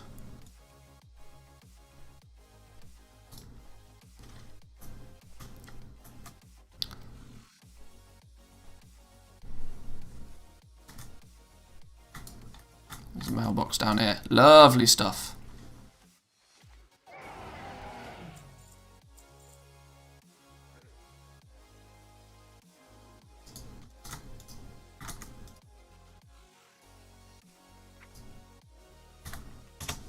Right, let's see what we're sending over.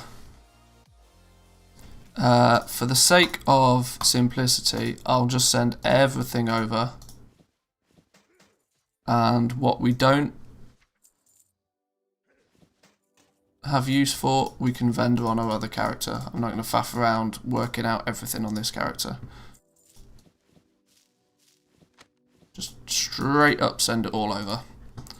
I could actually probably, you know, if I was being sensible, set up a TSM thing to do this, but yeah, we're not that sensible. We'll keep the leather on us for now because we want to get a stack of everything. Alright, that's mailbox done.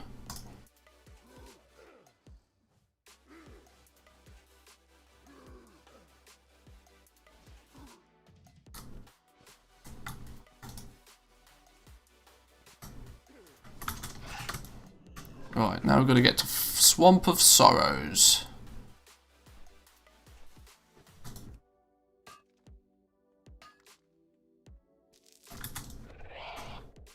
What time is it? 1 o'clock. I've got to remember that I'm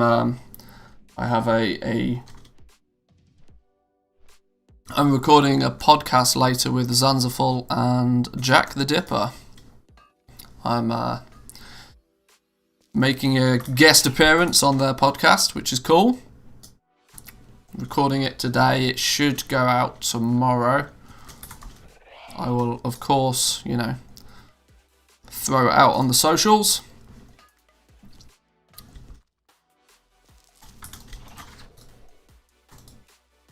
Now we'll see if Jack's lurking in the background.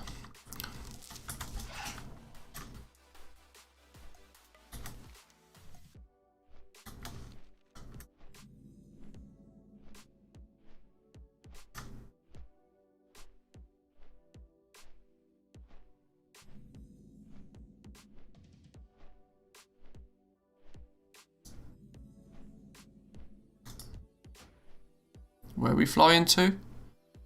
Stonard in Swamp of Sorrows, there we go.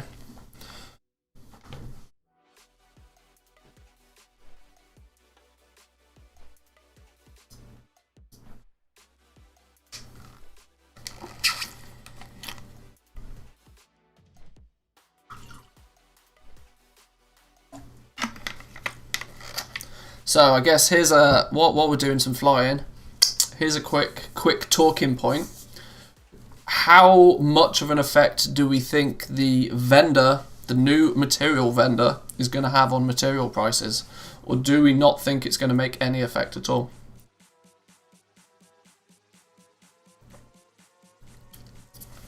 And if you guys are unaware what I'm talking about, there's on patch 9.0.5, there's a new Valor vendor that's going to allow you to trade 750 Valor points for either 10 heavy callous hide, 20 Alethea ore, or 20 lightless silk. So for those players who don't have a use for Valor, because they're geared to the teeth already, or they just quite simply don't do enough Mythic Plus for it to be worthwhile. I mean, on a bigger server, I'm really unsure how to think about it. It totally depends on what people's take is with Valor in the first place, I think. Because the Valor system, 750 Valor is a lot of Valor. Let me just reiterate. Although the cap has been increased to 5,000 for the first week, 750 Valor is a lot of Valor. That's the equivalent of like 20 M plus dungeons or something. So it's not going to be something that people are going to be actively farming for.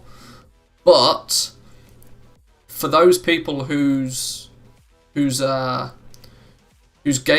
is M+, firstly, they're probably already geared enough that it's not going to have much. They're not going to have much of a need for the Valor anyway. Because if you've got 220 item level already, then Valor's not going to do anything for you. Because 220 is still going to be the cap to what you can actually upgrade your gear to. So if you're 220 geared as it stands, Valor's going to mean absolutely nothing to you. But that's not going to mean that you won't acquire Valor points. And you'll realise that you'll have these items and you might as well spend them on something. So if the only other option outside of gear is, you know, trading 750 a time in for some materials, I have a feeling a lot of players will be buying heavy callous hide with Valor points. These are players that wouldn't naturally be selling heavy callous hide in the first place. Do we think it will normalise the price of Alethrium ore and heavy callous hide? Because now you'll just have it you'll have a choice. If one heavy callous hide is worth more than 2 Alethrium ore, people will buy the heavy callous hide bag, of which currently heavy callous hide is on average 5 times more valuable than Alethrium ore.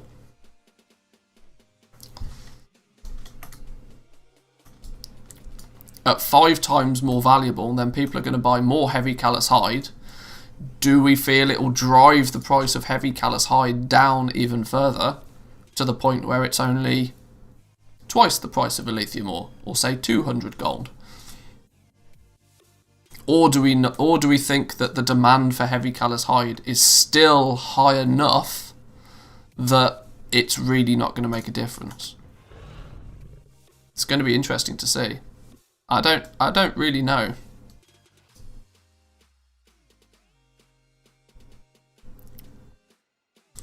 I honestly think it will have more of an effect than people first believe. Simply because one thing I've noted very frequently over the years is that people highly underestimate the scale of the player base of this game. Now, people look at it from a very personal point of view, that, oh, well, I'm never going to farm for Valor points just for selling it for materials. But sure, it's not like 10 extra heavy callous hide on the market doesn't make a huge amount of difference. How do we reset this? Reset. Why doesn't it reset? Stop. New session. Hold shift to start a new session. Okay, sure.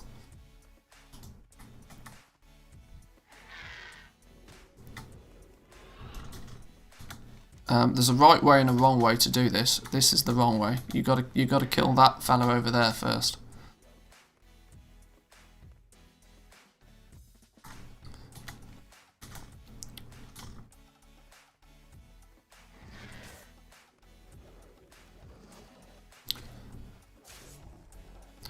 Does anybody know if these mobs leash all the way through the dungeon? I'm assuming they probably do. That I don't need to waste time killing and looting at this point. I can just leash everything to where I want it to go.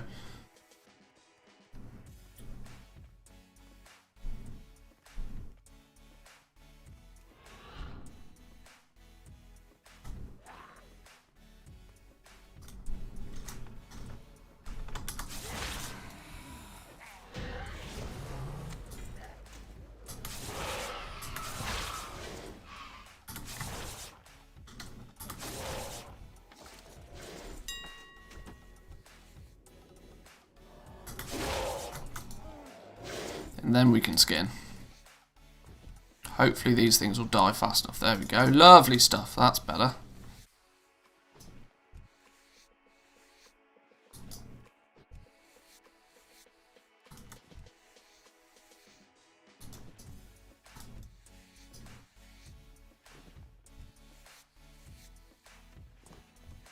Worn Dragon Scale. What's this then?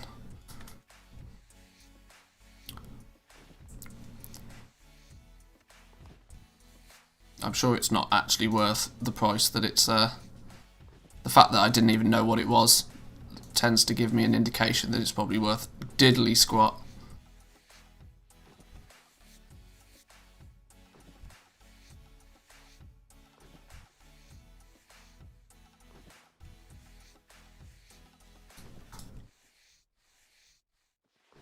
I didn't realise every single one of these little whelplings is skinnable as well. This is a much more efficient way to get thick and rugged leather, that's for sure.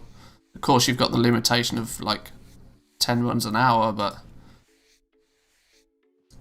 at this pace, that doesn't feel like much of a limitation, if I'm honest.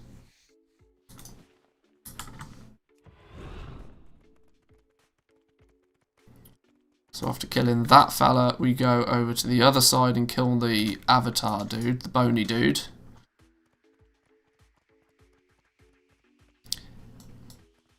Yeah, hot damn. Speed set could really make a huge difference here, I think. So now we can aggro these fellas.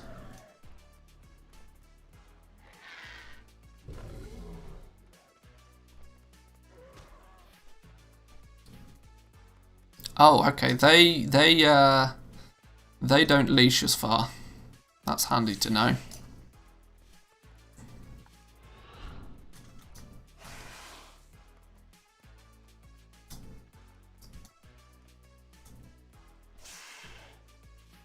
You've got to click the thing on this, haven't you? Yeah.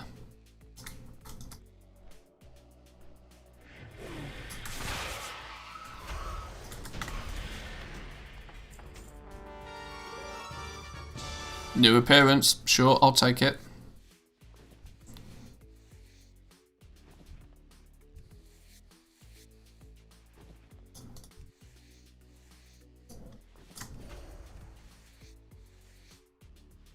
It's claiming it's an upgrade.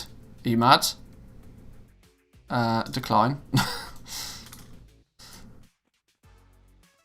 Oh, it's because I'm feral now. My staff is actually an agility staff. So yeah, probably, weirdly, it is actually an upgrade. That's not meant to be the case, but sure.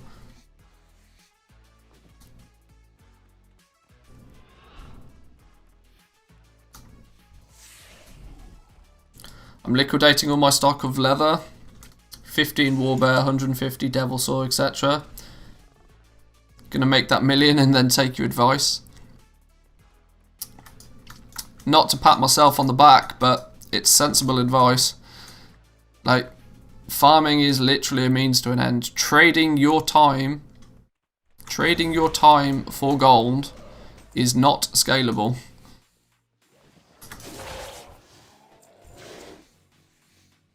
Your time will only ever net you this. There's a very, very stern ceiling.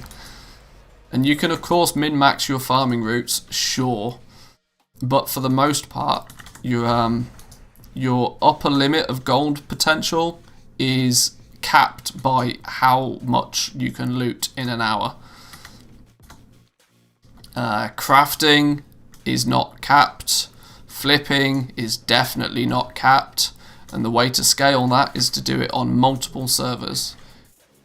There is a somewhat of a limitation of there only being a select amount of things that are, or good opportunities should we say, per server.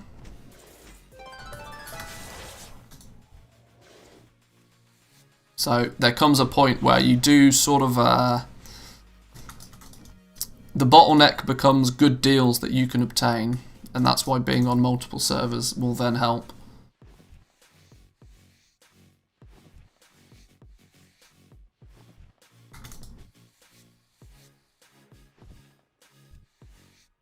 Is it worth killing the last boss? It's probably not, is it?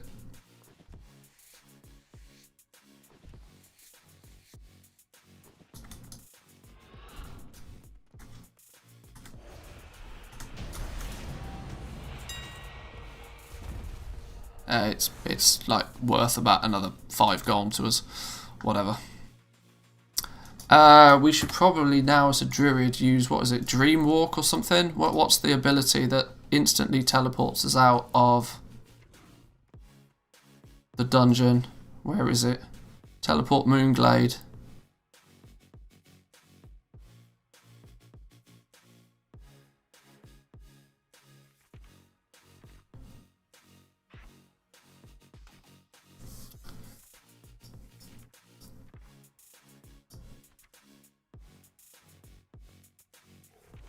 because that will take us out. Although we didn't queue for summon. We don't want to actually teleport to Moonglade. We want to just, how do you quickly, what's the druid trick to quickly get out of a dungeon?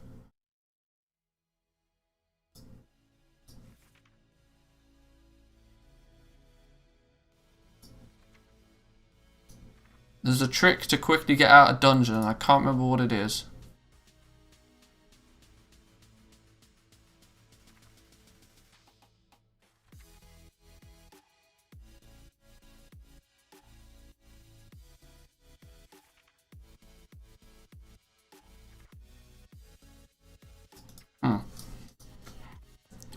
It is called Dreamwalk. I see, I know the name, but I can't remember what that actually is. I know it's a thing, but I don't actually know what it is, kind of thing.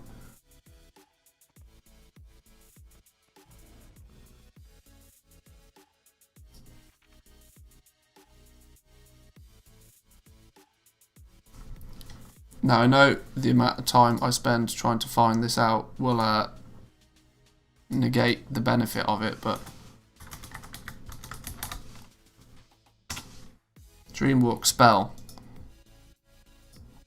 Stop, go back. I clicked on something I didn't mean to.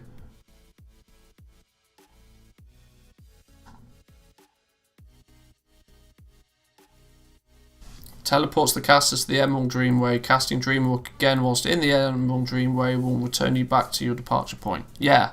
What and how and when and why is, what is this? Requires Druid level 10.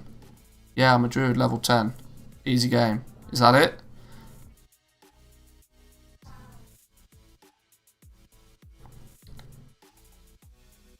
Related, teleport Moonglaive. Oh, is Dreamwalk just the Alliance version?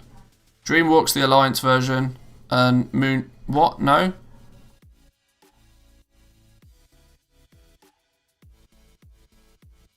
Which replaces the Druid's previous teleportation to Moonglade. Takes you to an intermediate zone that is connected to a bunch of places.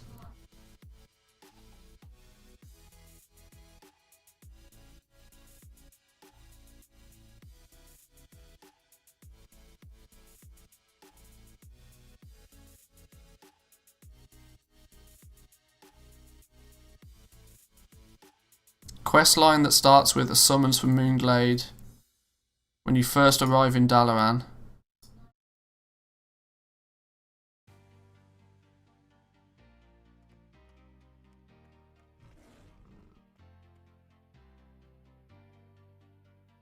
One is low level, another's after. Yeah, it seems to be that the Moonglade one is what you get by default.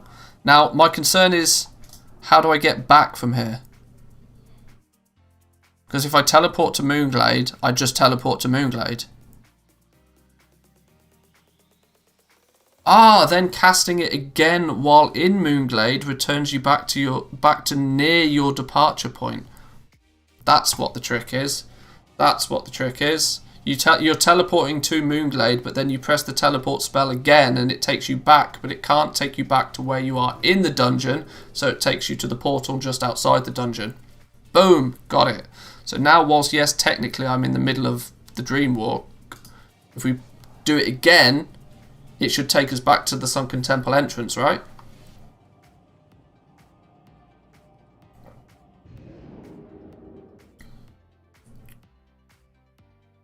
Bingo! Love it. I knew there was a trick. And then we do the reset all instances, then we do it again. Yes, yes, yes, yes, yes.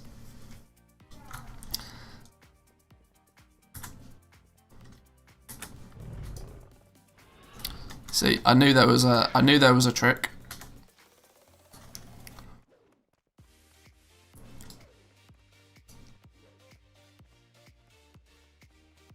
How many of these do I have to aggro all of them? Just the first one. Another reason why druids are just mad level OP for farming. Like,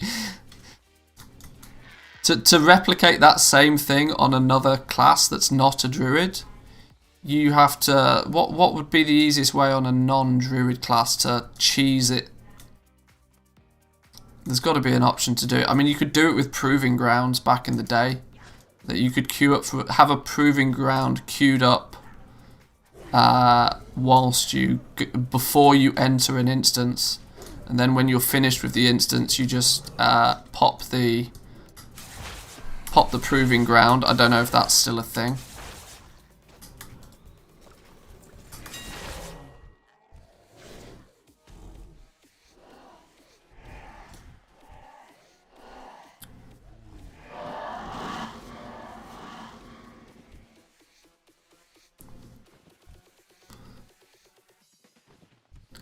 Death Knight can do that also. Yeah, but nobody farms as a Death Knight. Death Knight's literally the slowest class in the game. I get it though, yeah, you're right, they can. They can portal back to their, yes, their sanctuary place, whatever you call it. But yeah, I can't imagine there's many people that will would, out of choice, farm on a Death Knight. Because they are hella slow.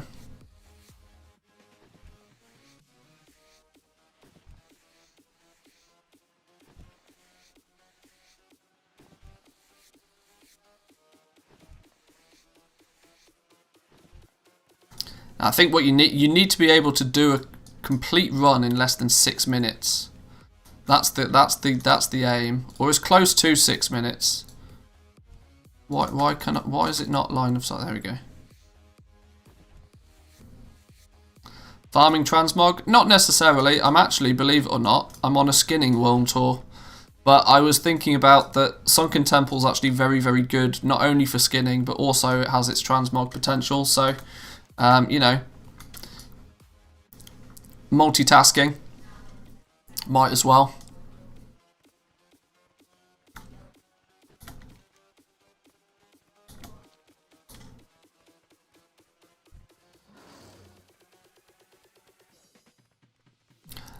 It is actually, at this point, we probably want to kill these, because we're... oh no, we will come back through this way, won't we? Yeah, of course we will.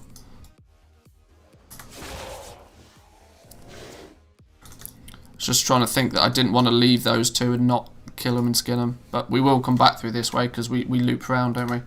Before we do the end boss. So that was a derp.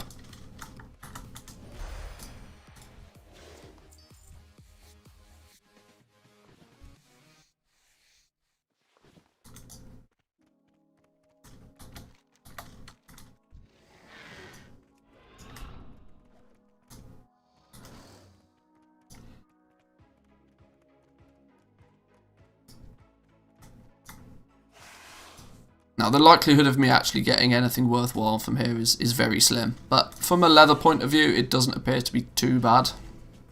The rugged leather alone is making it somewhat worthwhile.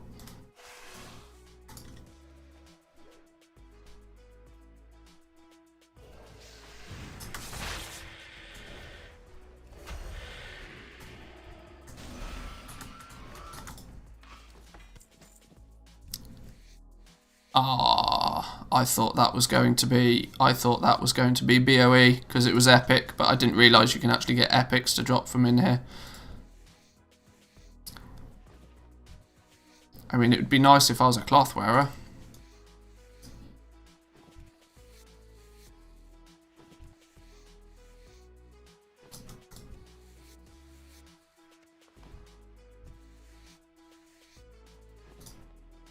Let's grab these last couple of loots.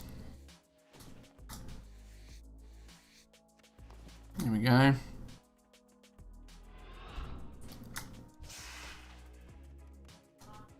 Now we can probably go all the way to the last boss. Hopefully these things will they'll tag along with us.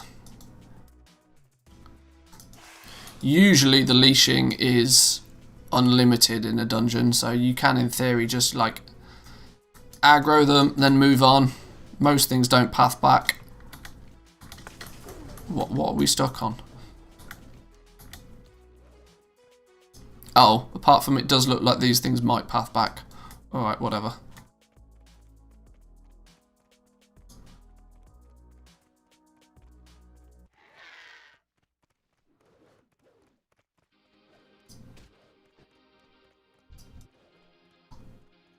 Come here, fellas.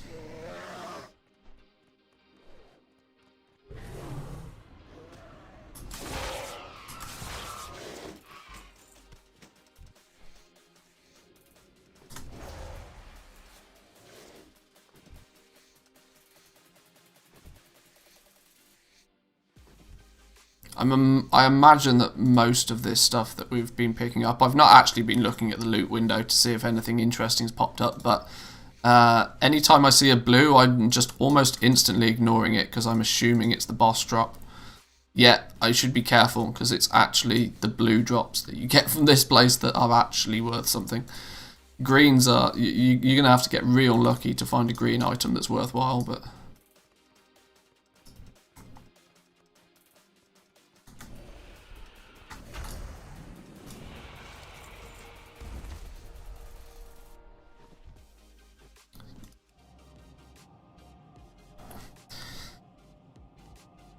Because I can go to Moonglade, I can vendor stuff, and then I can port back. That's probably the sensible way to do it.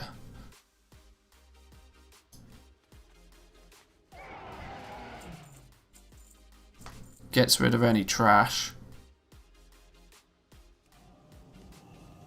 We should probably repair at the same time.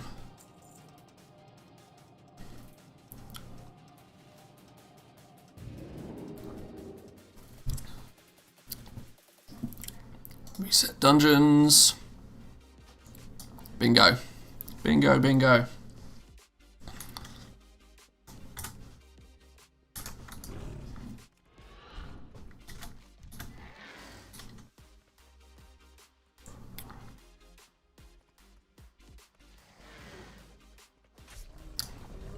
If you aggro the bosses, will they follow you as well? Or do the bosses path back? I'm just wondering if I could just run around, pull everything, kill it in one go, skin it in one go.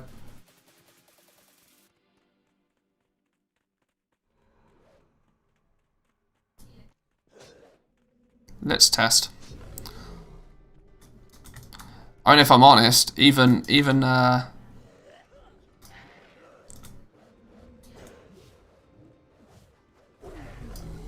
let's see if they all follow me. Because you've got to kill... Oh, and here at least you've got to kill the other bosses actually before the final boss comes out of his shell or whatever it is. So maybe this plan won't necessarily work, but we'll see. We'll see. Let's grab these fellas while we're here. See how much of it we can actually grab before we actually have to kill anything. Stampeding Roar on my bars would probably be sensible as well, while I think about it.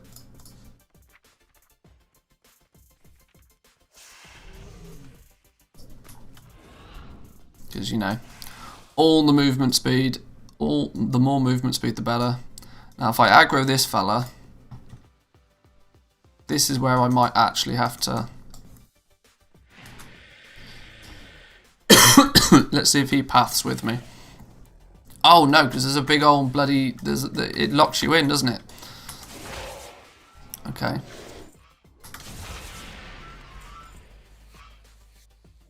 Oh well, if we're killing everything here, we might as well actually kill everything here.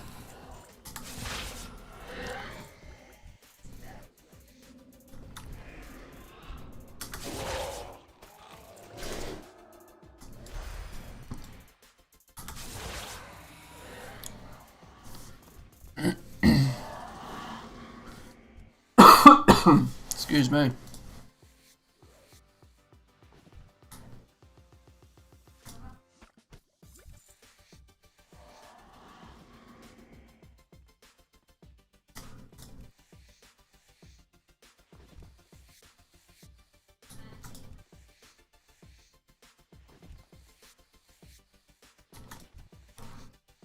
Maybe the sensible thing to do, this is coming back to what I was talking about earlier, about buying tokens on one realm to sell tokens on another realm to like quickly expand onto another realm. The sensible thing maybe would be to do that to start with, And then once on that realm you've made enough gold to pay for that boost, then you could boost a druid to 50 so that you've got a farming character on that realm as well. Then you don't necessarily have to take such a large initial investment hit to expand. Is that almost best of both worlds, do we think?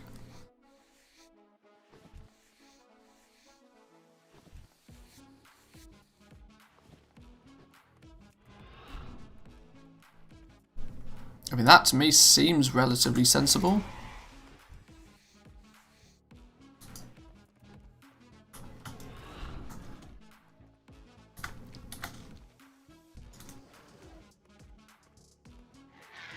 And where are the big dragons that meant to live in the middle of this room? Or did I kill them already? Now I'm confused. Ah, it claims I haven't killed these fellas. Maybe they pathed back. Maybe when we aggroed boss number 2, they pathed back, actually. I need to check that out. I might actually have to kill the bosses where they stand.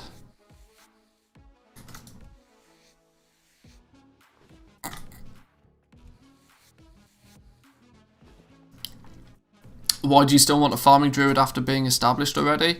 Mainly because, I mean, there will always be instances where it would be nice to have a high level character.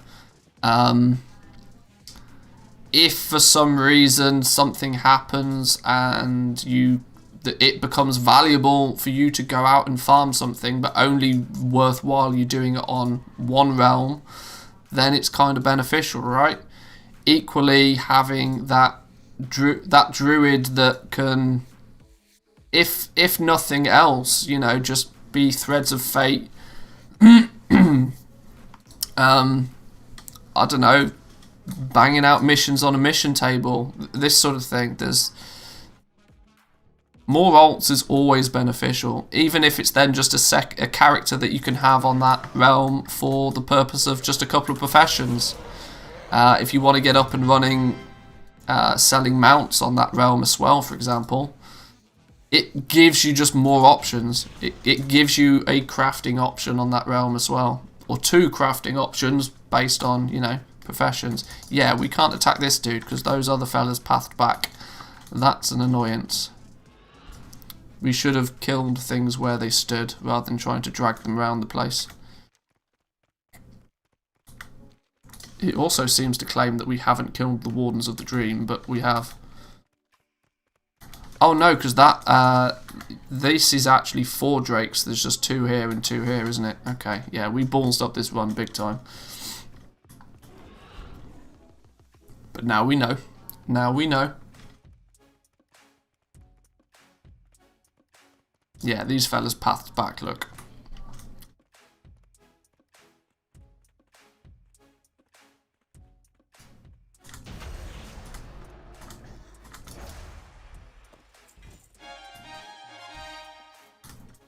Hey, gaining appearances. The more times my all the things dings at me, the happier I am, so there's many benefits for being in here right now.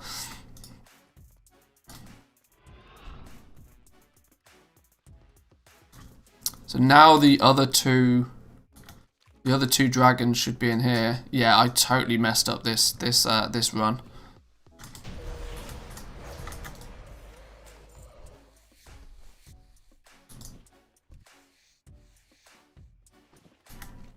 Now theoretically I don't actually need to go and kill the last boss, but he drops loot and he drops leather. I don't know from an all the things perspective how much stuff I need in here.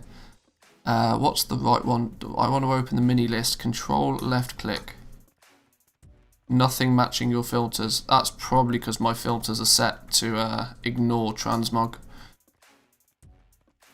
It's fine. I won't worry about that then.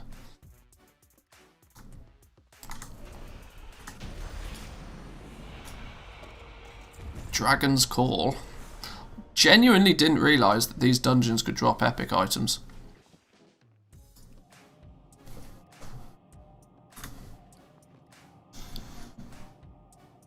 Might have to sell some of these, sell some of the bind on pickup gear.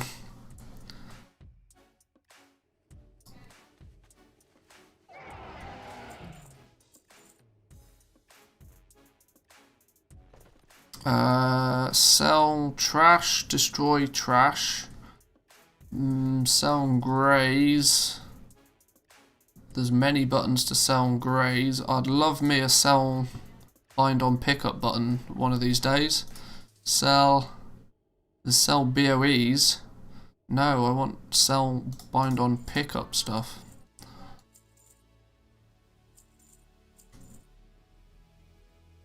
BOE. Soulbound, soulbound.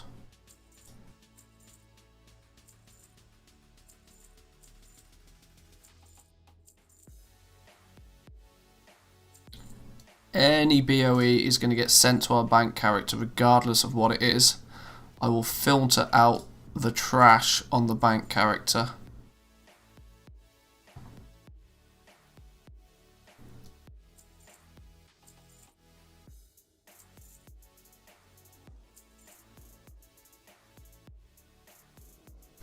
Wild Thorn Mail.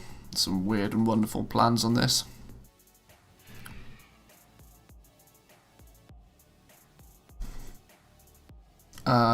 There's not anything I can do with Mithril lockboxes either, so I guess we'll just have to sell those. Is there a convenient mailbox here? That would literally be the dream, wouldn't it? Oh, there is. Oh my god. Oh my days. Druids have just become, like, outrageous.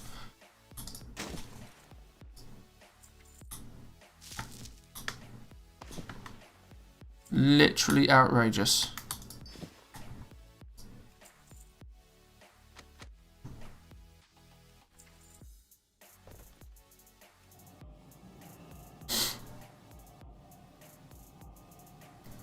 Wow. So we can teleport out the dungeon, we can vendor our trash, we can repair, and we can mail stuff off, and then portal back to the beginning of the dungeon. Oh my days. Do I love me a bit of druidness or what?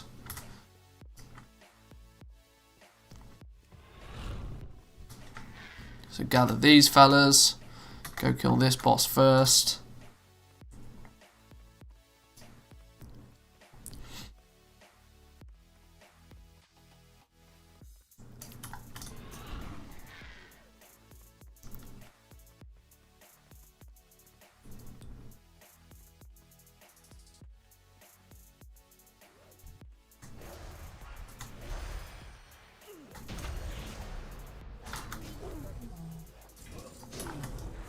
So we don't actually, these guys will just follow us, so the trash will follow us, it's just it's only the boss that didn't follow us, so we don't need to worry about killing all this lot yet.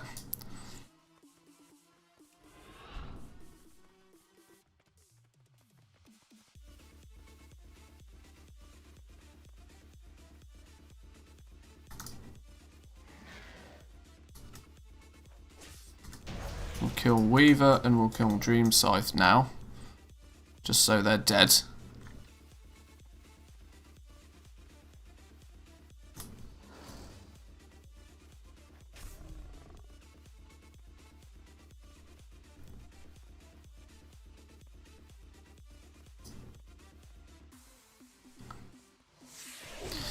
What's the does anybody have a good indication of what the potential speed is that's kind of at least somewhat achievable if you do speed set building?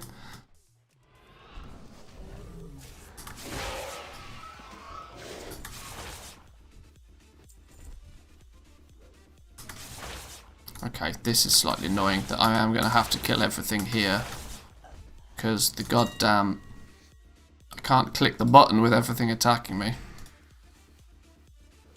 And I can't skin with all of these annoying spirits either. Okay, there's definitely some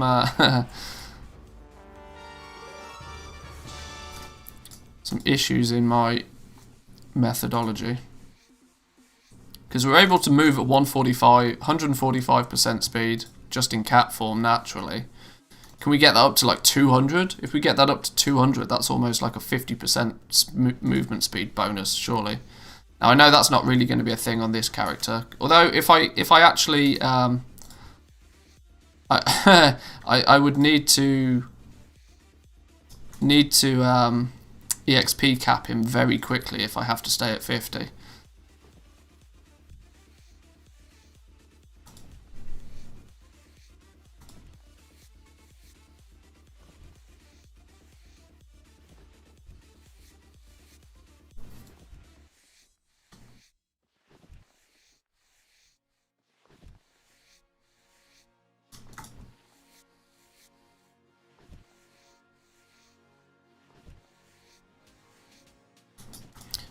If you actually add skinning on top of this, I don't think, even with a speed set, you may not necessarily be under 6-minute runs. I don't think.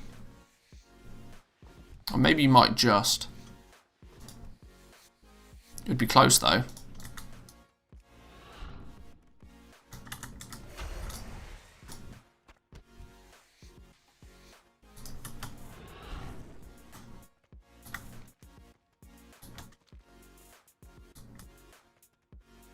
Probably loot and skin these fellas while I'm here, because we're not going to come back through this section.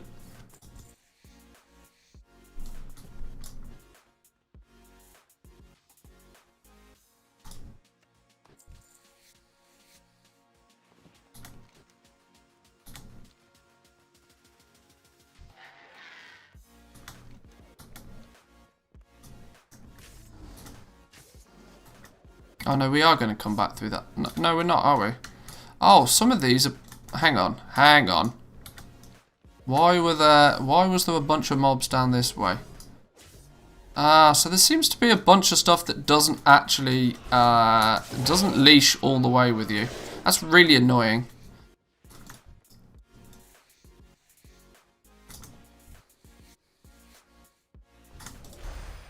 Having to stop and kill in multiple spots seems really inefficient. Now my English has failed me. It's inefficient, right? Yeah, it is. Inefficient. No, inefficient.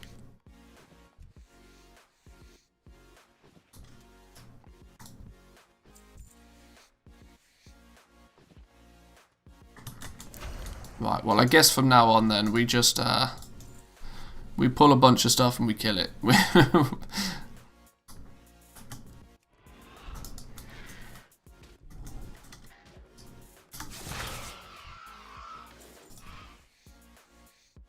I guess if anything, it will give more of an opportunity for our cooldowns anyway. I don't know. Probably doesn't make any difference long term. With AoE loot, it probably doesn't make any difference. If there was some sort of AoE skinning, yeah, it'd probably make a difference, but.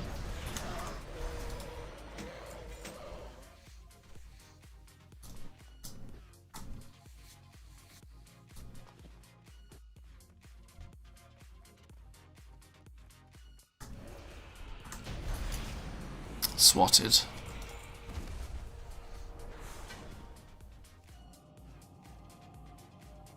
That run actually was much quicker, even though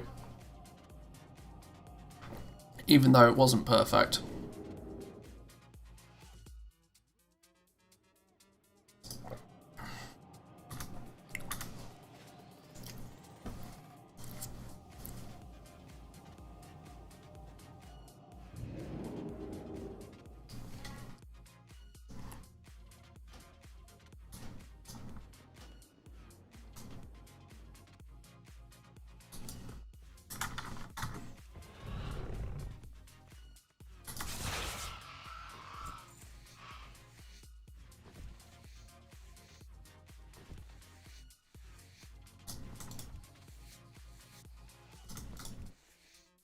Skinny feels slow.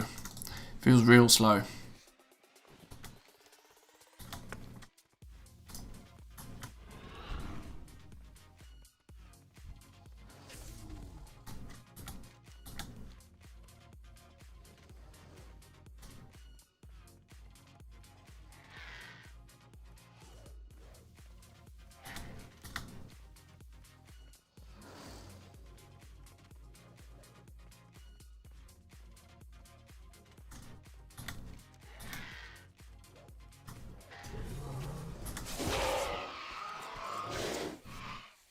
these dudes going to come for me? Or are they just going to stand back there and try and pew-pew me? They probably are, aren't they? No, I should have line of sighted. I'm such a noob.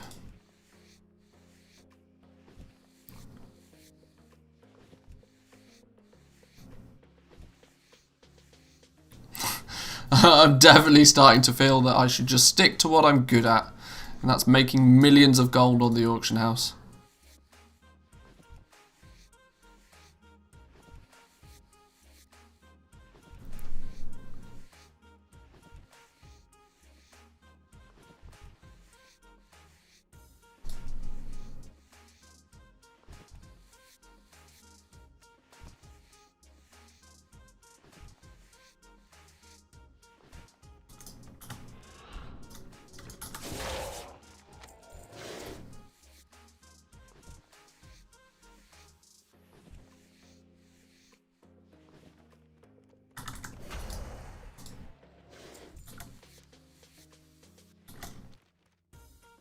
Right then, this way. This way first and foremost.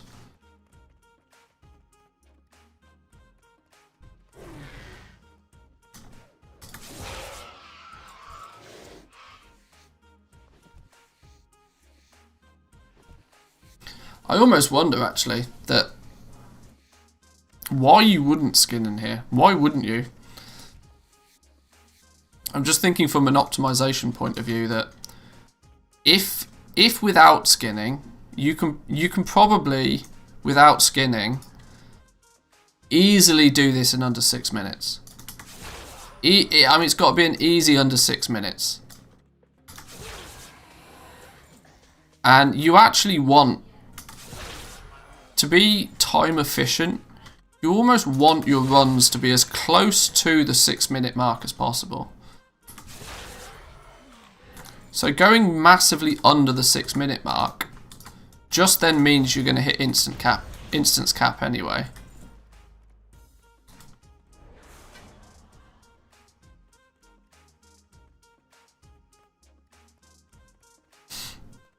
Just got in here what we're doing right now. A combination of things. If we can get ourselves some transmog, great, we get ourselves some transmog, but that's only like a secondary.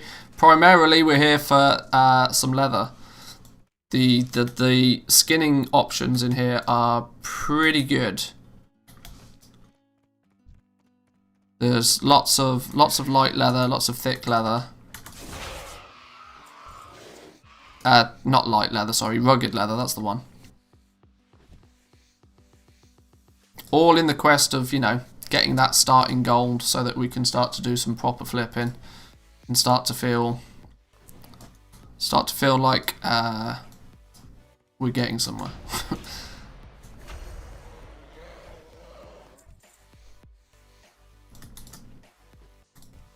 And like I tend to do a lot of, constantly theory crafting, which is what is the best way of doing things.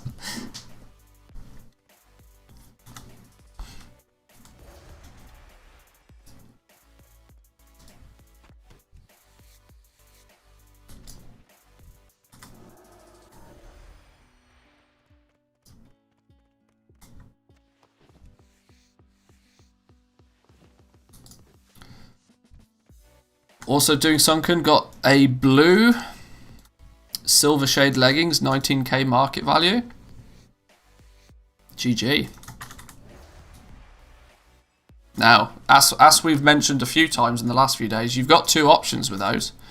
You could in theory attempt to spend 100 days trying to relist them on the auction house for their market value, and to try and get 19,000 gold for them. Or you could make them super tempting for a transmog flipper to buy them off you by deep undercutting whatever the current price is on them.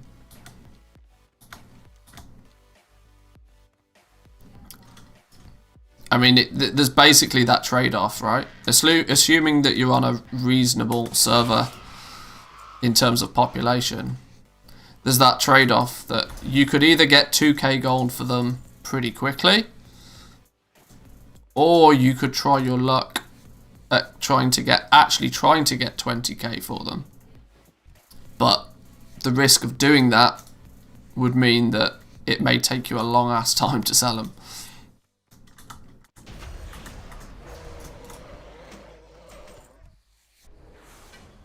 You on Argent Dawn? Well, you've got both options available to you then. That's pretty safe to say. You'll have people on Argent Dawn that if you really lowball the price on those, you'll sell them overnight, regardless of what the sell rate is.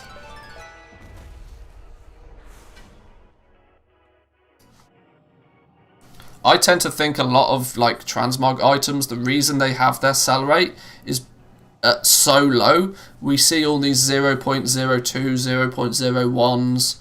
I think a lot of the time we see that simply because people are just being too greedy with the prices.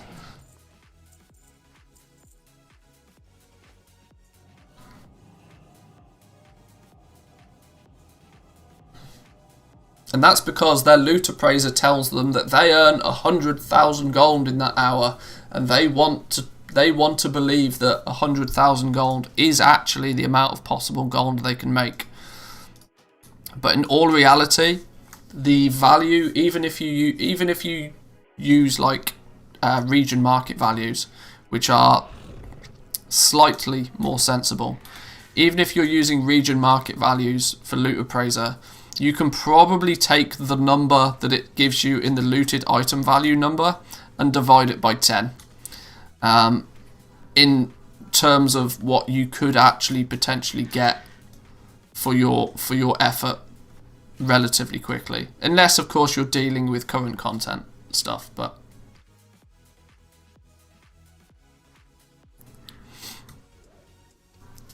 Zan and I are waiting for an hour now. No, you're not. No, you're not.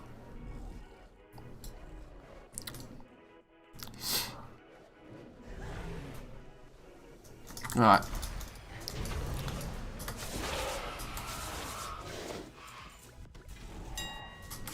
What did we get then? Heavy laminar shield. That's probably not a thing, is it? How are we doing though, Jack, anyway? We all good?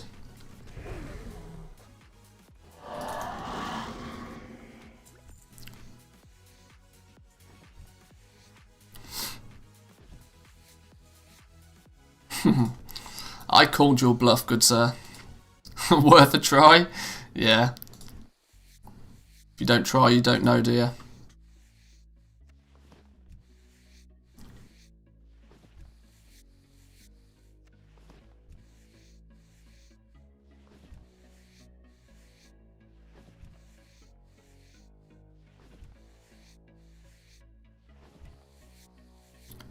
There seems to be many, many whelps in this desk somewhere, but I can't actually see them. Is there any more in there? There is. Oh no, that's the big one at the end there.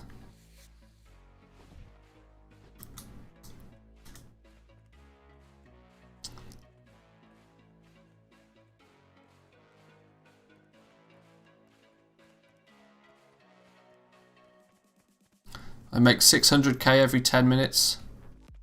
I buy value. It's one way to look at it, that's for sure.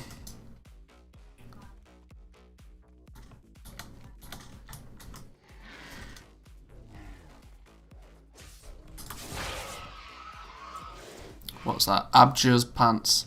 Even the stuff that technically should be considered. See, this is a good example, right?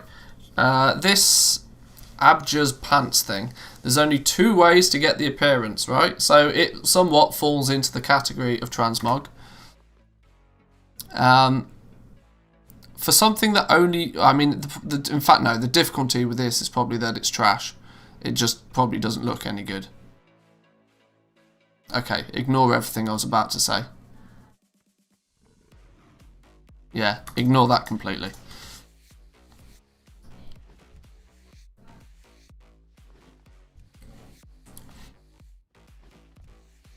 Beat that, you loot appraiser farmers.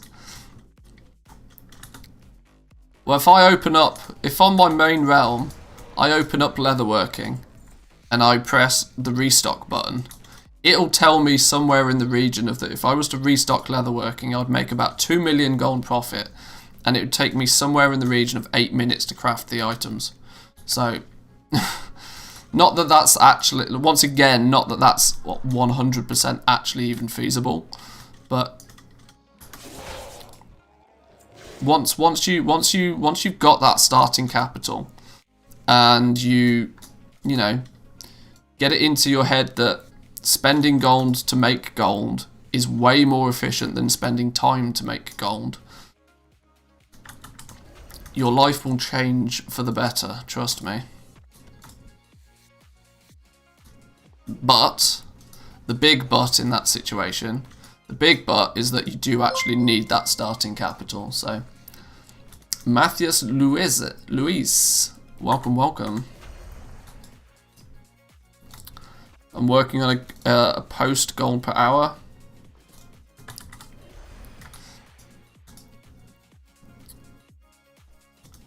You could, yeah, I mean, if you just think about the fact that you can, over a period of a month, just by spending 5 minutes a day, 5 minutes a day on the auction house, just like, once you've got yourself a somewhat sensible shopping list of items to scan for each and every day, it takes you 5 minutes to scan the auction house, buy anything that's worthwhile, collect it from the mailbox, and relist it on the auction house. 5 minutes a day.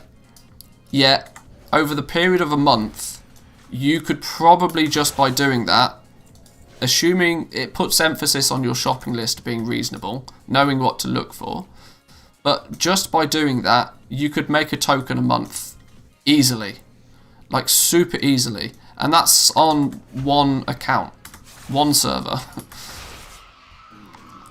5 minutes a day, literally it.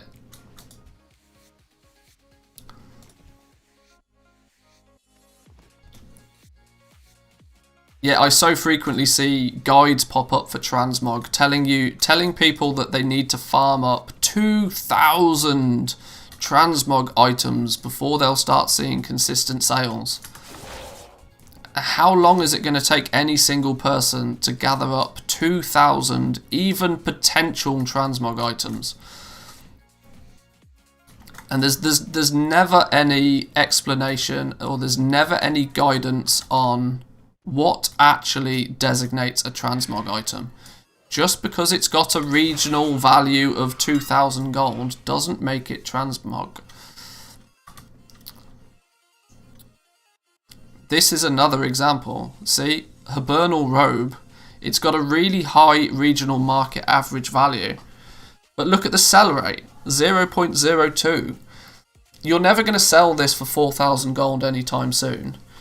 Your option really should be to deep undercut whatever anybody else is listing it for, to sell it quickly to somebody else that is willing to spend the time relisting it.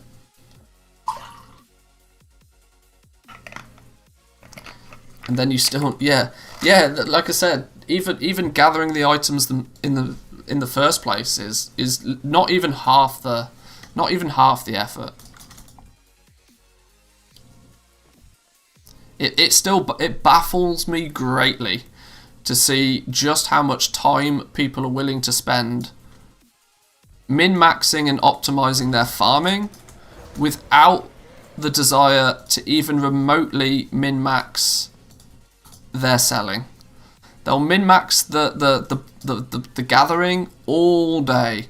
Speed sets like optimal class, optimal talents, optimal build, the right gems, the right enchants, the whole 9 yards.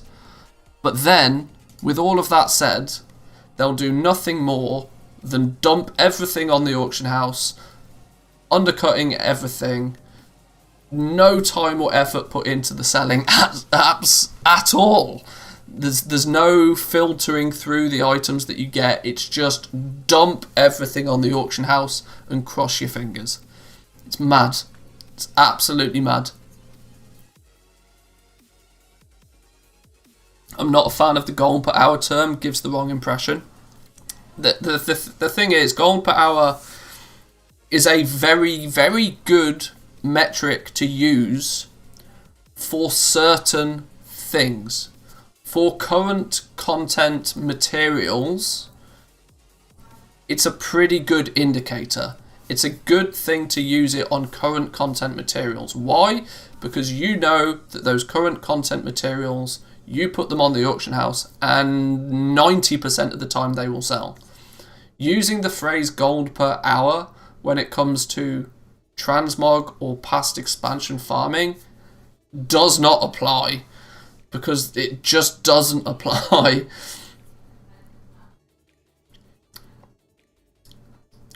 Gives the wrong impression, and at the end of the month they don't have enough gold for the token. Yeah, true. You could spend an entire month farming transmog thinking that you're making 100,000 gold an hour, and still by the end of the month not even have enough gold to make a token. Very true. Very true. Super misleading.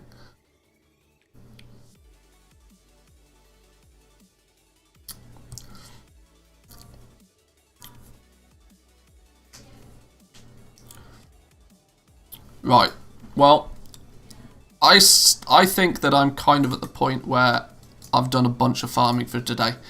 My brain is not willing to allow me to do much more farming than what we've already done. Let's sell all the bind on pickup stuff. Let's send the rest of the items over.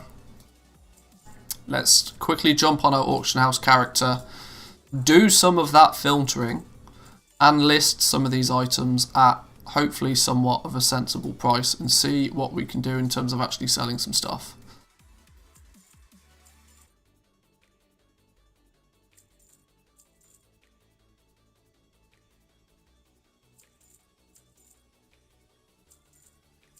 I need to find an add-on that automatically sells bind on pickup gear. That would make my life easier.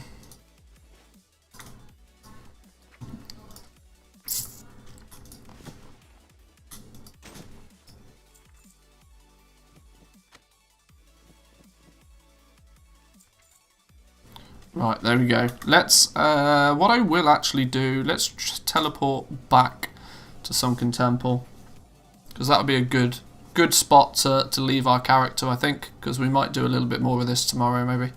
Not tomorrow, tomorrow's Saturday. I've got a crazy busy day tomorrow. There'll be no stream or no videos tomorrow, boys and girls, just letting you know. But I will appear on the internet somewhere tomorrow. Jack might know where, hopefully. Depends if he wants to do any editing. Right, let's leave our fella here. Let's jump back onto the bank character.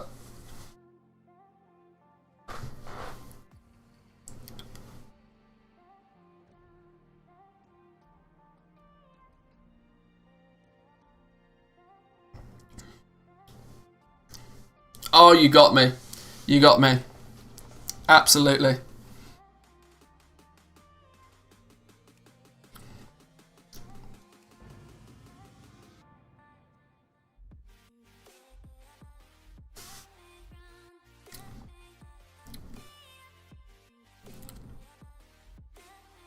A big question is did we sell any of the items we listed earlier?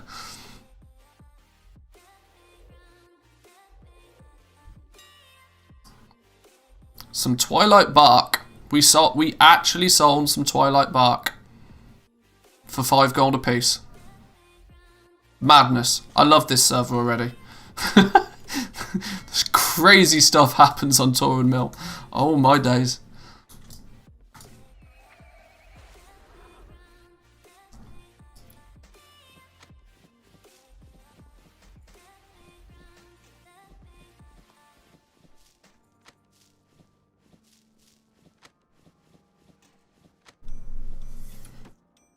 God, we looted a lot of stuff.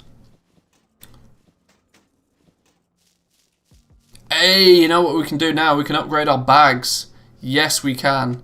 Get rid of these goddamn stupid netherweave bags. I hadn't thought about that, but now we've got the gold to get proper bags. Oh, it's going to be wonderful. Right, we're going to go through and we're going to see what we're going to actually try and sell and what we're going to instantly delete because it's useless. Sensible me will switch on all the things. Where is it?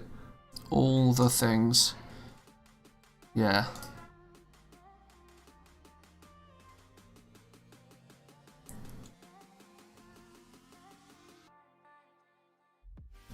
I just left Turin Mill. Well, I mean, it's one of the biggest servers in the EU. It's hence why I decided to put my first new character here, because there's some crazy stuff that can be done on these big realms.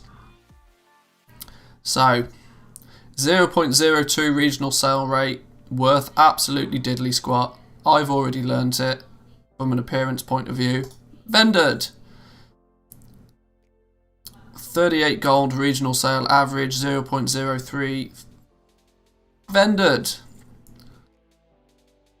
Anything under 0.04 or anything under 1,000 gold is basically just insta vendor, especially if it's got a vendor sell price above a single gold.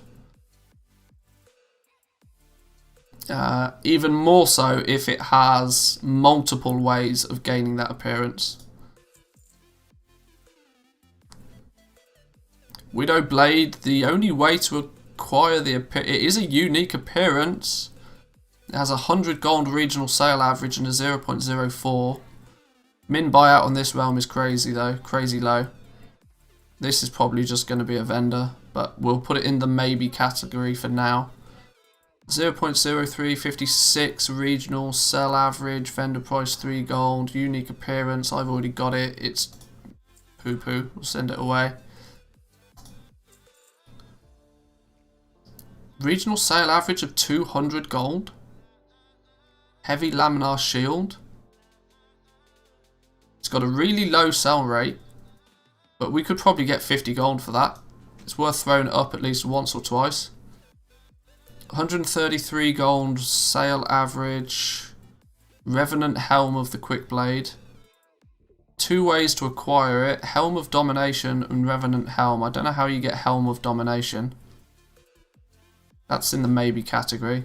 We'll at least list it once.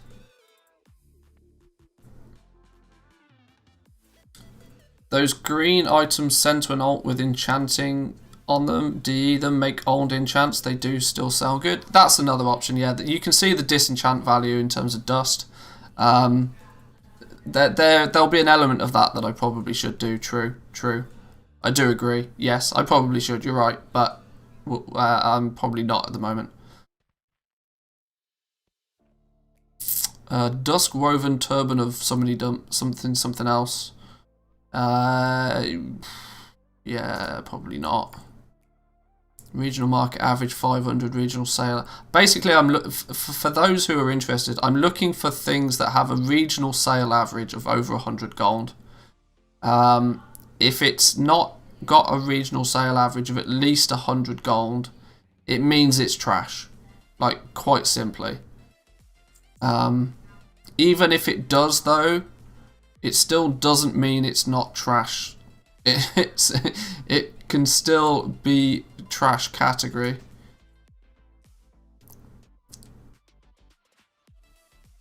Things like this, Valorous Chest Guard. It's got a regional sale average of nearly 200 gold and a market value of 1,000 gold, but trust me, you'll probably not get more. The regional sale average price is probably a figure closer to what you should be actually looking at. Market value for stuff is totally pointless because you don't sell transmog gear at market value, not anytime soon. We've got 2 Hibernal robes. Burnished tunic, we'll at least test it once. Inscribed leather breastplate, we'll try. Heavy laminar, it's got for some reason seems to have a reasonable price on my realm. I might trick somebody into buying that. Although it is braces, nobody buys braces.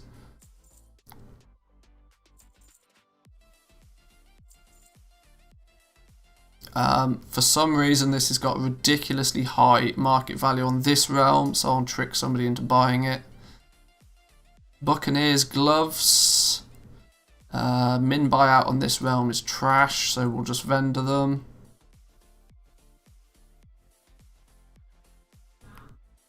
Is there a challenge attached to the new server on how to make gold on? Not necessarily. Not necessarily. I probably won't spend too much time making gold on any one given server. I might continue to sort of document the process as such up until like maybe 1 million gold, but much after that it just becomes, you know, all the same. There's a few things, not so much a challenge, but there's a few things that I want to achieve with this first character on this realm. I want to finally, I've been meaning to do this for the longest of time, but I want to actually put together like a proper shopping list specific for that super quick jump onto a server, run the shopping list, if anything is on the shopping list, buy it off the shopping list, and then move on. But it's going to require me to go through not every item in the game, obviously, but it's going to require me to do some research into certain items that are sort of maybe hidden behind the curtains a little bit sometimes. Not the obvious things that people look for, but still things that hold some value. That's more of a long-term project, though. Warmonger's belt. Trash. 500 gold regional market value. Nah, don't believe it.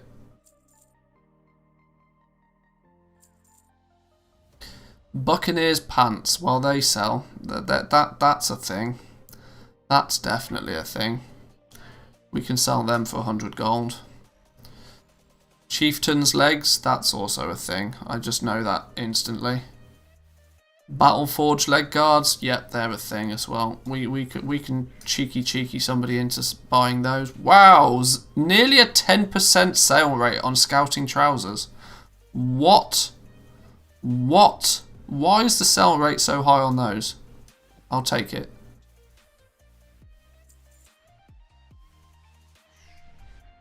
Burnished legs, overpriced, opportunity for quick sales.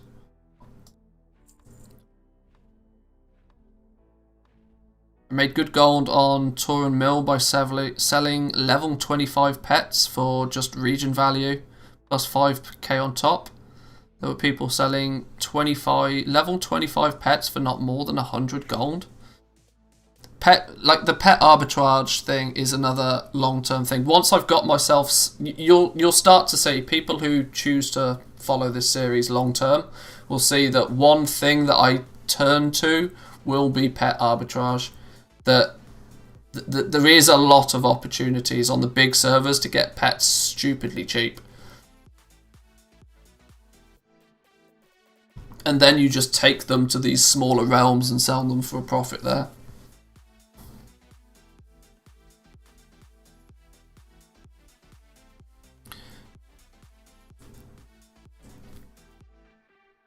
Because pets are actually a very convenient way to transfer gold between servers. It does kind of mean that you have to take a hit on the value of that pet. I use the word value very loosely because pets, for me, fall into the same category as transmog. Listing a pet on, if a pet is valued at 10,000 gold, listing it on the auction house for 10,000 gold is not going to get you a sale on it. You want to be listing, if its value is 10k, you want to be listing it at like 2-3k, and then it will sell.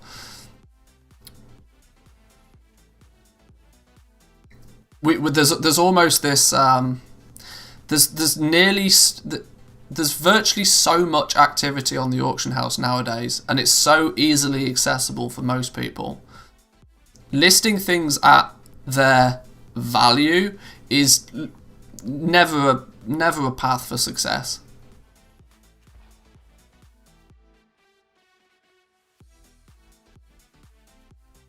Because I mean, literally, like, prices are just massively inflated. Like, ludicrously inflated.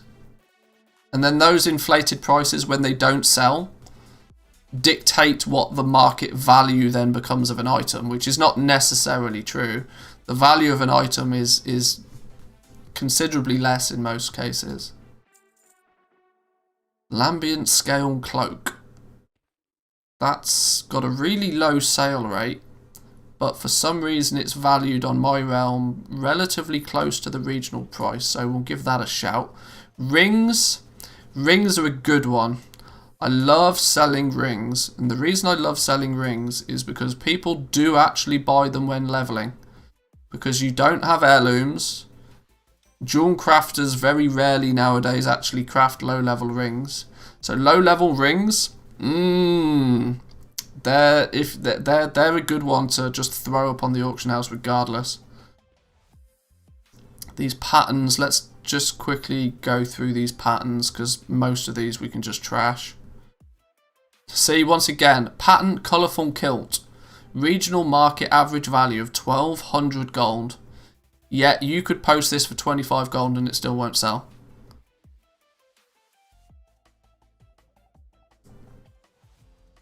It's, yeah. I wonder how much, like, Trade Skill Master has to do with the overinflation of market values. It's also not because Trade Skill Master is used by so many people nowadays. You tend to find that if you just use TSM straight out the box, then it will over time naturally, the default settings in TSM will naturally overinflate the market price of an item the more you post it. So TSM is somewhat. I'm gonna throw some shade at TSM's way again here, as I so frequently do.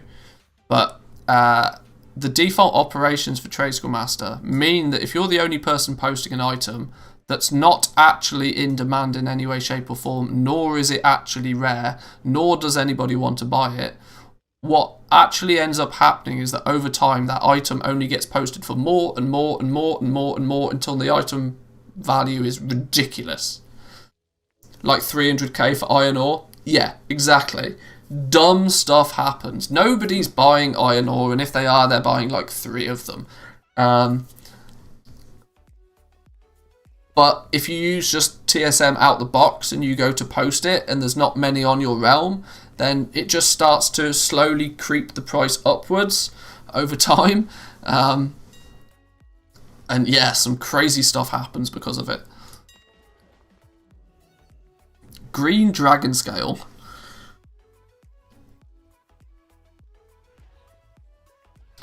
£135 gold. Do I want to continuously list it at 135 gold, or do I want to lowball it and actually get it sold? I don't want 135 gold for each piece of Dragon Scale. I want 20 gold. Whoa, Volatile Fire for 76 gold? Sure. Okay. Yoink. Our light leather, 5 gold a piece. Alright, I'm happy with 5 gold a piece for light leather. 40 gold for volatile water, that seems more sensible. Valorous Chestguard, what's the sale rate? 0.01. Right, we do this then. See, this happens because people just either use TSM or they just undercut whatever the cheapest is. These guys are not going to sell. This guy might sell his item. This fella here might sell his Valorous Chestguard. If he's lucky, he might sell it. These guys will not sell it. Cast iron guarantee, these guys will not sell it. Do you want to know how the best way to give yourself a fighting chance of selling this? Is by doing that. Ornate Pauldrons. These, I'm not sure why I kept these in my bags.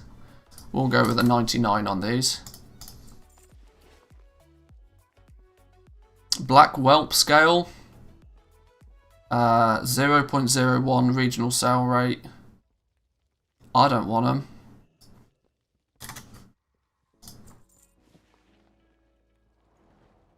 Most of the stuff that I farm up and list on the auction house, I'm not looking to actually sell it to somebody that's going to use it. I'm looking to sell it to somebody else that thinks that they can buy it and sell it for more. And if they want to give that a go, sure, fine, you be you. But for the most part, yeah. 12 gold a piece for medium leather? I mean, that's ludicrous. But sure. 6 gold for rugged leather. Feels about right. Rugged hide. Not much going on with rugged hide. Never really much use for it. That's fine. Materials, I won't deep undercut on materials most of the time. Because if somebody needs the materials, they will buy. More to the point, the materials don't cost anything to list. Regional sale average of 200 gold. We'll go for 250 gold. Burnished leggings, 750. Regional, really low sale rate. Really low sale rate. So we'll go 250 on those as well. Lambiot scale cloak. The issue is that it's kind of it's a bit more difficult to set up this methodology in TSM for transmog. But what I think would happen is if more people took more time to price things on the auction house at a price where they feel that it might actually sell. Because Lambient Scale Cloak, same scenario again, right? This fellow at 5.95 might sell his. He's the only one that might sell his. With a sale rate of 0.02, you would, on average, have to post the item 50 times before it sells. 0.02 is a 2% sale rate. Only 2% of the items that ever get listed on the auction house sell. So this dude, if he's super lucky, will sell his item. These 3 people, nah, not happening. Just not going to happen because somebody will buy the cheapest one. If you want to dramatically increase your chance of selling, not to mention it's costing you 19 silver just to put it on the auction house. If you put it on the auction house 100 times, you've all of a sudden spent a good chunk of change just listing it. So, regional sale average, 127 gold. Yeah, we'll go with 127 gold, maybe. We'll go slightly, we'll go just under 20%. 20% would be 60 gold. Somebody can have themselves a bargain. Somebody can buy it and resell it.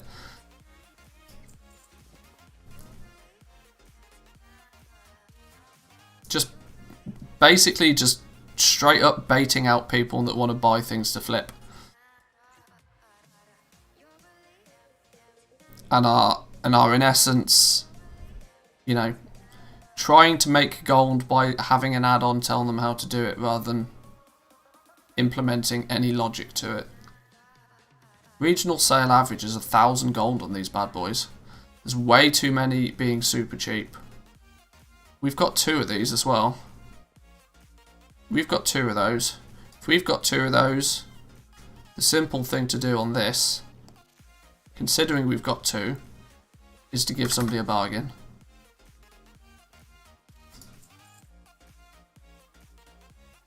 And we'll keep the other one in our bags for now. 0.02, 99 it. 0.01, 99 it. If in doubt, 99. 235, 4% sale rate. Bunch of them up there. 99 it. Buccaneers pants. Somebody else has already tried to dive down deep. 99. It's now officially my new favourite number, 99. 0.6% sale rate. 1,200 gold average sale. See, it's already happening, look. Sold, green dragon scale. There's only a 3% sell rate on green dragon scale. and only 1.59 on average gets bought a day. Yet, because I priced it right, I sold 14 of them virtually instantly.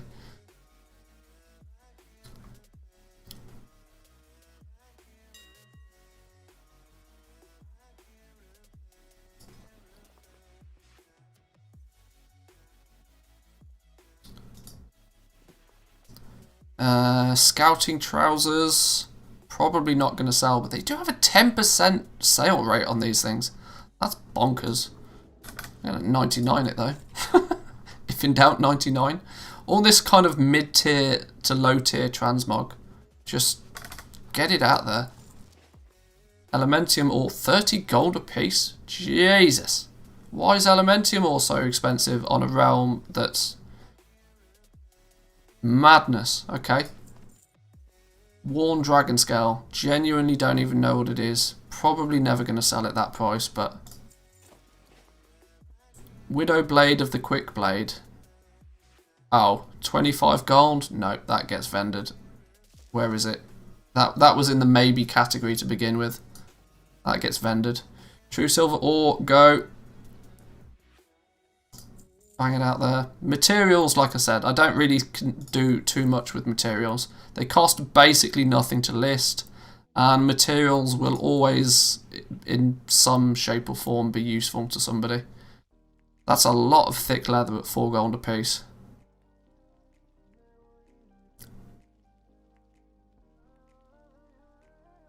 I have no idea why the regional market average price of thick leather is now 69 gold. Giggity. Regional sale average is 11 though. Bang it out, 5 gold a piece, easy days.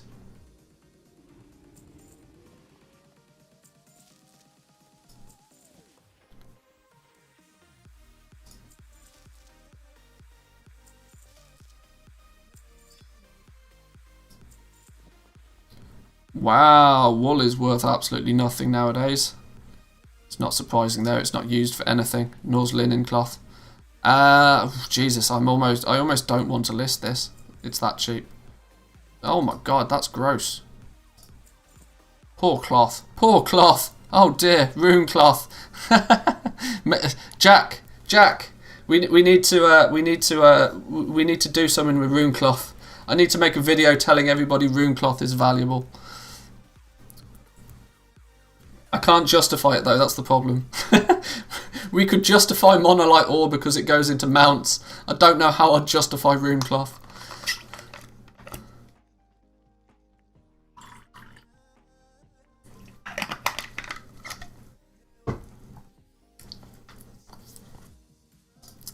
I'm just going to list it regardless, whatever. Phoenix Pants, 995 gold for a 0.02 sale rate item. Guess what we're going to do? Our favourite number, 99. Bright Braces, 51 gold regional sale average, stupidly low sale rate. Blood Ring, Blood Ring is just a cracker. It's a cracker. Boosting the stamina. We won't go 99 on this one. We'll throw another 9 on the end of it though. Burnished Tunic, 200 gold regional sale average. Yeah, favourite number. Volcanic Rock Ring. Oh, it's only 8 silver to vendor it. We'll just undercut that one then, fine. And then Rugged Leather. Oh, we've got a whole bunch more Rugged Leather from somewhere, sure. And the Hibernal Robe, we're keeping the spare one, so that when this one sells for 100 gold, we can sell another one for 100 gold. Cool! Well, that was easy enough. Why have we still got this pair of Battleforged leg guards in our bags? Because we forgot to put down our favourite number, 99. Well, there we go. Well, we'll come back to that tomorrow. No, we won't come back to that tomorrow. I keep forgetting it's Friday. We'll come back to that on Monday. We'll see how we're doing. Now, the likelihood is, as on Sunday, we might do a stream on Sunday, you know. Depends what I get. I've got a busy day tomorrow. Ridiculously busy day tomorrow. But Sunday is kind of relatively free. We might stream on Sunday. I don't know. We'll see. If not, boys and girls, I'll be back on Monday. I'm going to leave the stream there for today. I've got a couple of things I need to do later on today. One of them being recording a podcast with our good friend Jack, who's in the chat right now, and Zanzaful, if he's out of bed yet.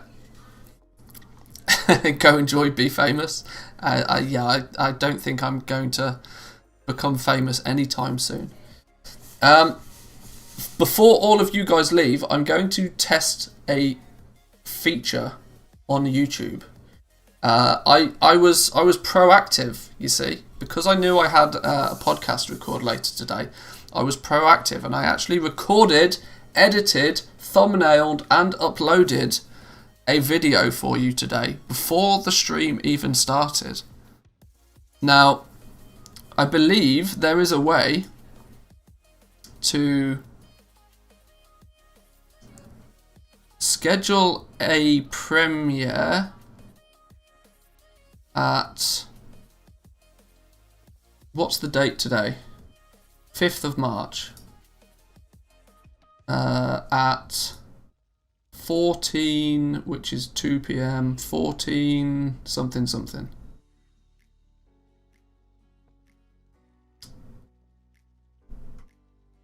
Huh. I can't be that specific with times. Well, that blows. Alright, whatever. I'll try this later. Either way, boys and girls, I'm about to publish today's video. It's about to go live. Maybe I'll just set its instant premiere.